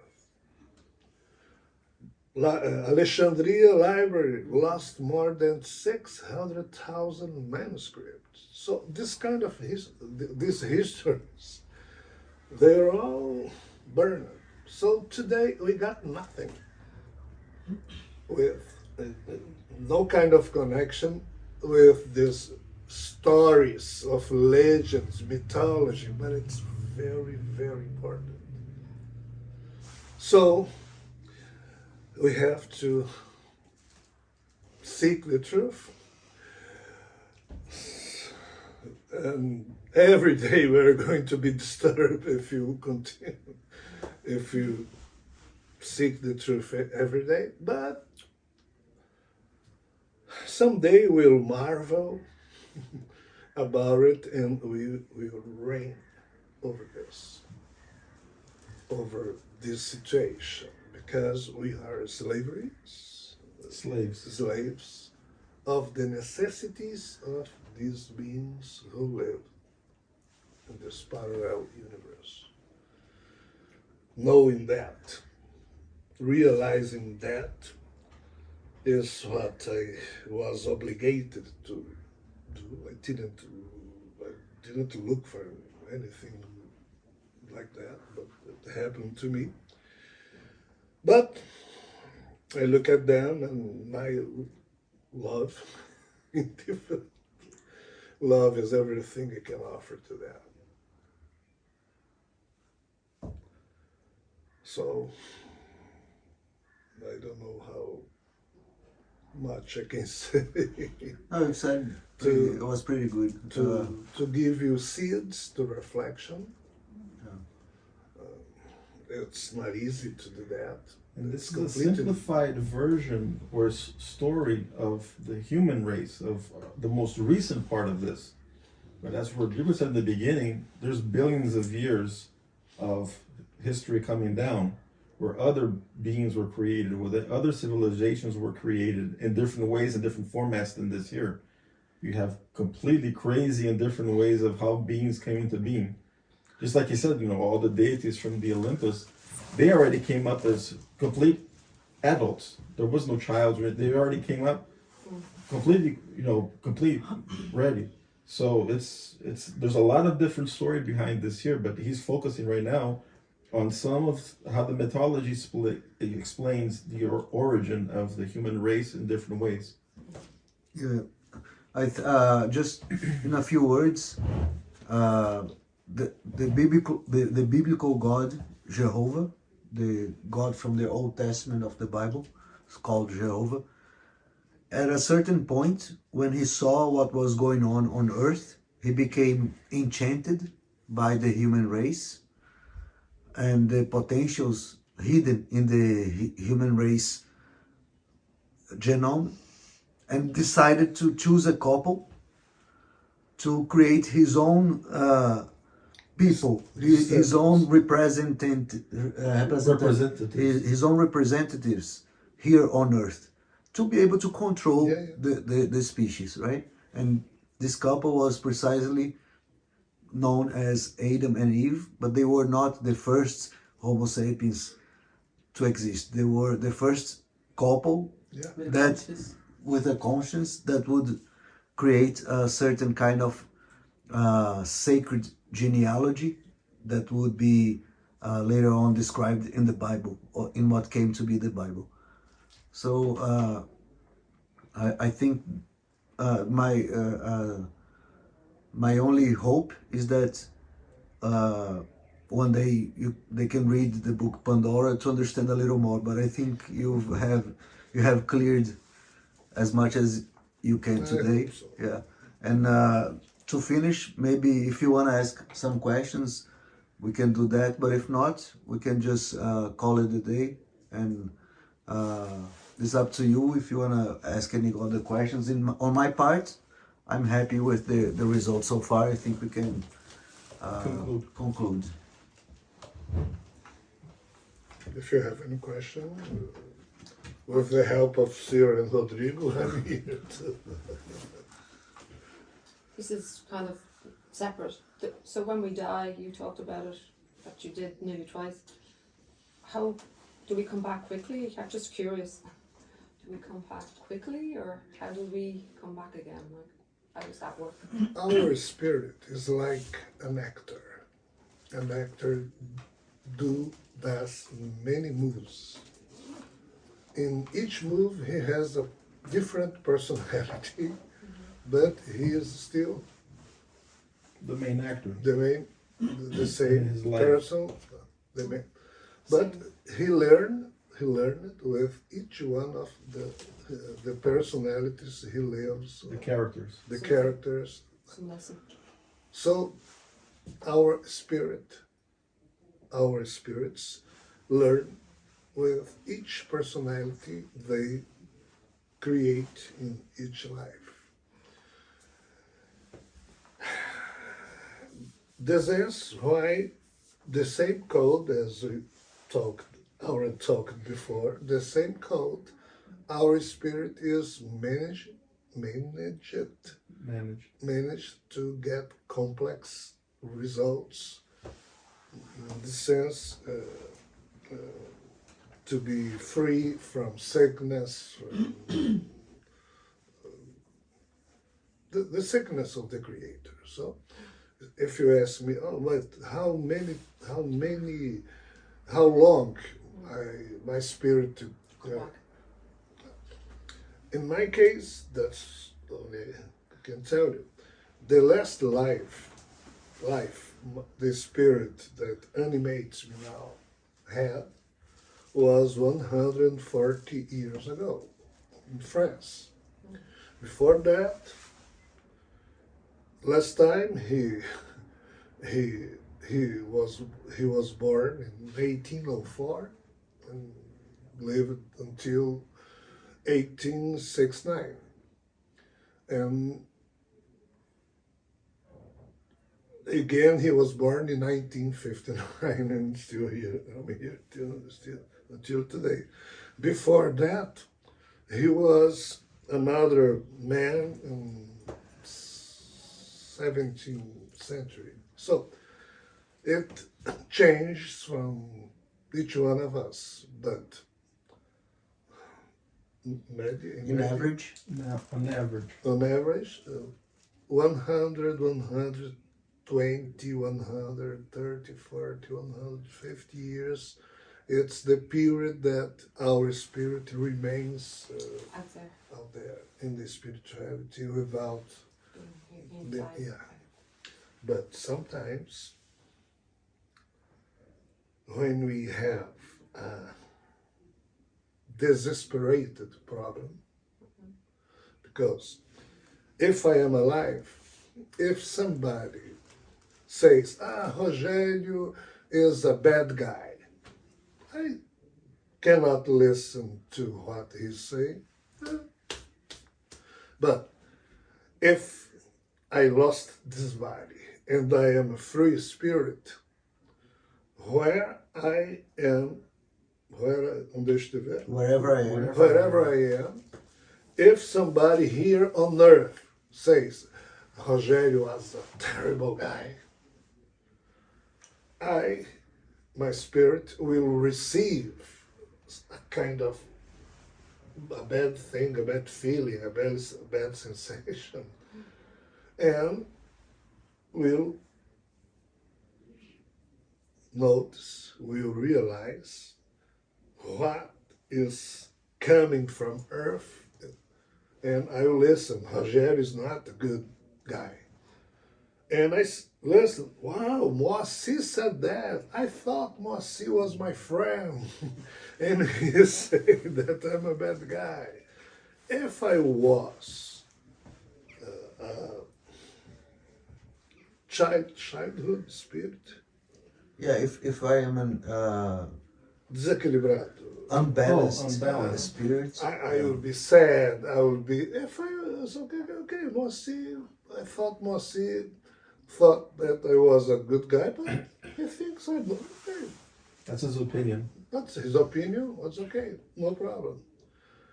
When we are disincarnated, we listen everything that is related to our past life.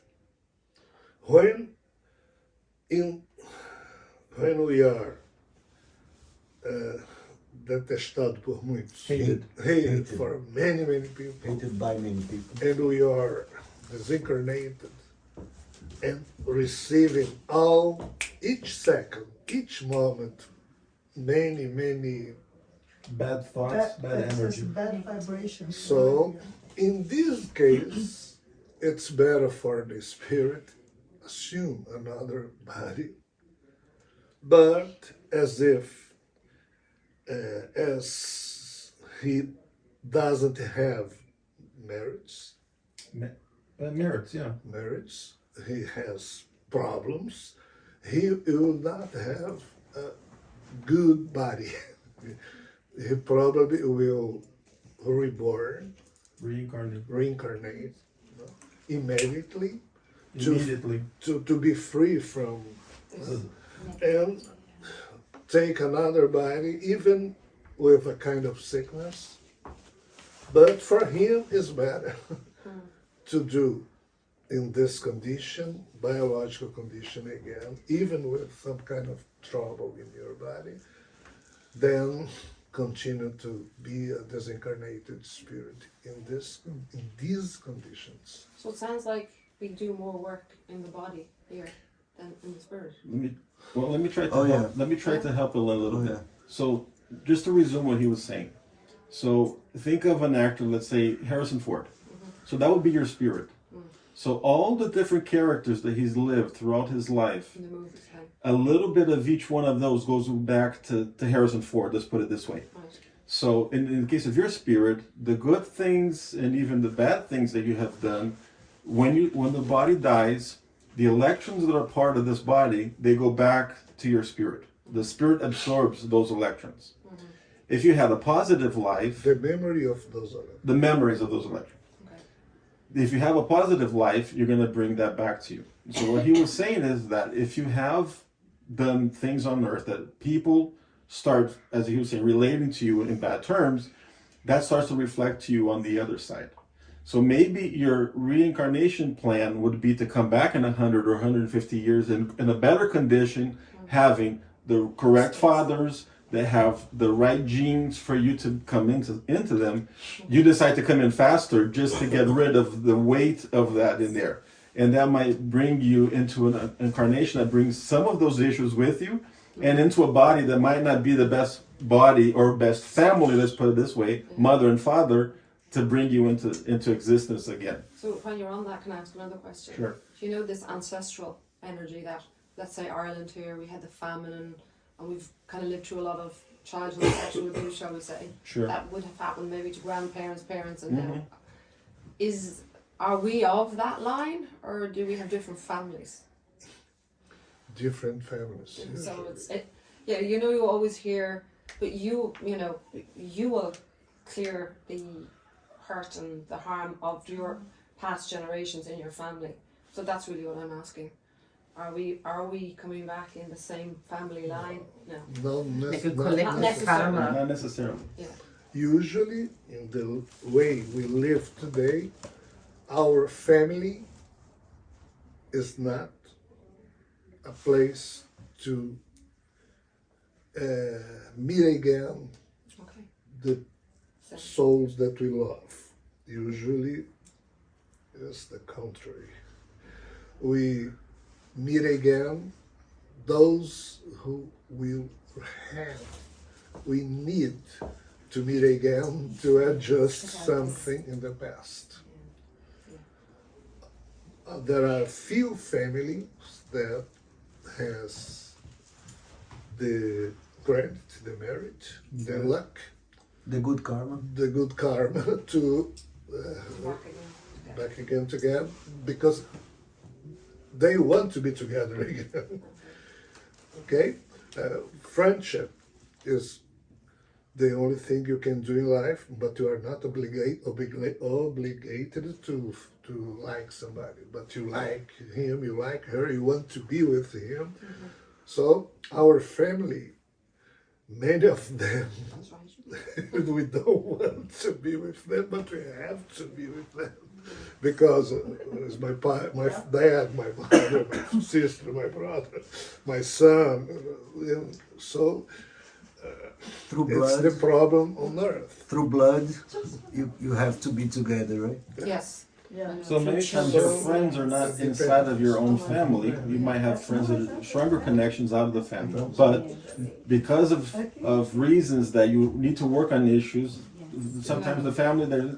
But as he said, if some part of the family has merits or has, as she was saying, a lack of karma or less karma, let's put it this way, sometimes you do have the advantage of having somebody close to you that is really good to you, really your friend, connected to you, and can actually help you at some point. But those are the less cases than they are. The majority is not that case. But we also have our teachers to help us then too, yeah. Yeah. But you were talking about the heritage of Ireland and the things that happen here. Little by little, as these beings are being reincarnated, and a lot of them continue to be reincarnated here, they're working through these issues. And they're working through cleaning. And this is where the awareness comes of trying to change your code so these processes don't continue to happen over and over again. And little by little, the change starts happening, and it starts happening. And so the next time that the memory of your elections goes back to your spirit, it's bringing less and less of this charge back to them. And each time you reincarnate is coming, let's use the word cleaner or lighter. And it makes it easier to continue this So process. it's just more general. If you're clearing the ancestral energy, it's not necessarily your personal family. It's We're all the family. yes, the big family. Exactly. I might be born in another country and end up being over here just to work through these issues, but I might not even been born here. But something from the past brings me back to this location where things now, at this point, are in the right scenario to work something that was many incarnations ago, but now is the right time to work out that process. Yeah. If you wanted to go deeper on this issue, you can read the Book of the Spirits by Allan Kardec. It's easier to find in English for sure, yeah. Oh yeah, they have. So it's questions and answers about this kind I of. was, it's not a bit, I'm not really weighed down by it. I was just curious when you talked about it. I just thought, do we come in the same families? A lot of It's, the it's, questions. it's because the same way we have one digital impression, there isn't two people with the same digital impression. There isn't two equal deaths. There isn't two equal. We are very different, and each person has one kind of experience, one kind of death, one kind of birth, one kind of planning, one kind of. Yeah.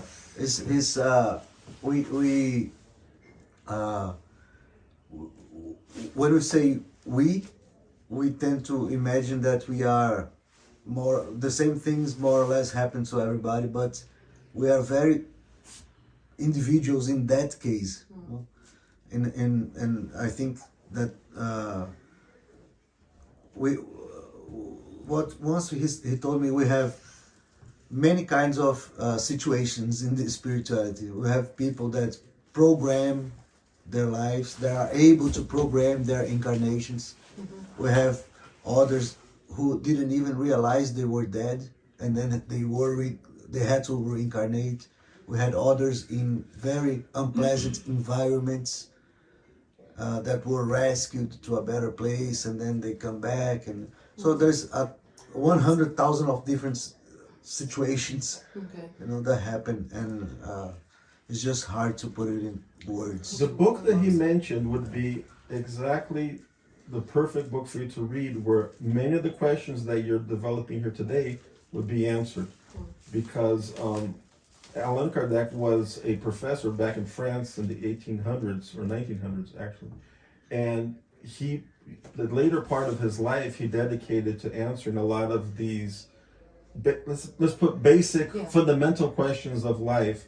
And through the help of other people in his group and helping spirits or entities that guided him and helped him, he was able to decode and put in writing almost 1,000 questions, right? 900 and some questions. That where did we come from? How did this start? 1,019 questions. 19 questions. And a lot of the questions that you're having about reincarnation, about family, about the ties, about all are inside of the book, and it's very, very easy to understand. The language is very simple and very easy to understand. And it's in Which one English. is it? It's the Book of the Spirits, right? Yeah, it's called the Book of Spirits Book of Spirits by Allan Allan Kardec. Kardec. Kardec is with a K. Oh. Allan I thought Kardec. it was. K-A-R-D-E-C. No. K-A-R-D-D-E-C. Okay, Okay.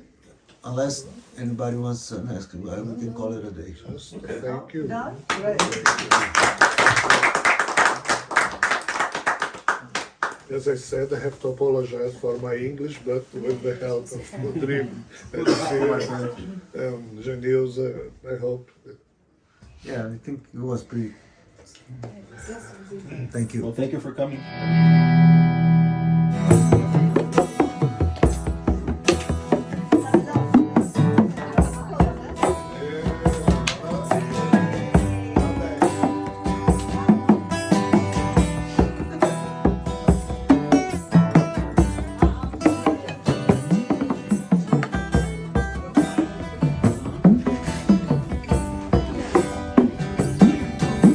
So, Jan, very, very welcome. Delighted to have you here. Thank you very much. Thank you for having me here. First,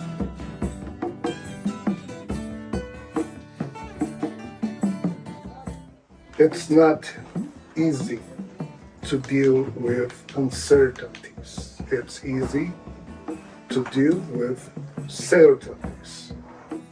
Hoje em dia, o ser humano ele tem algumas lentes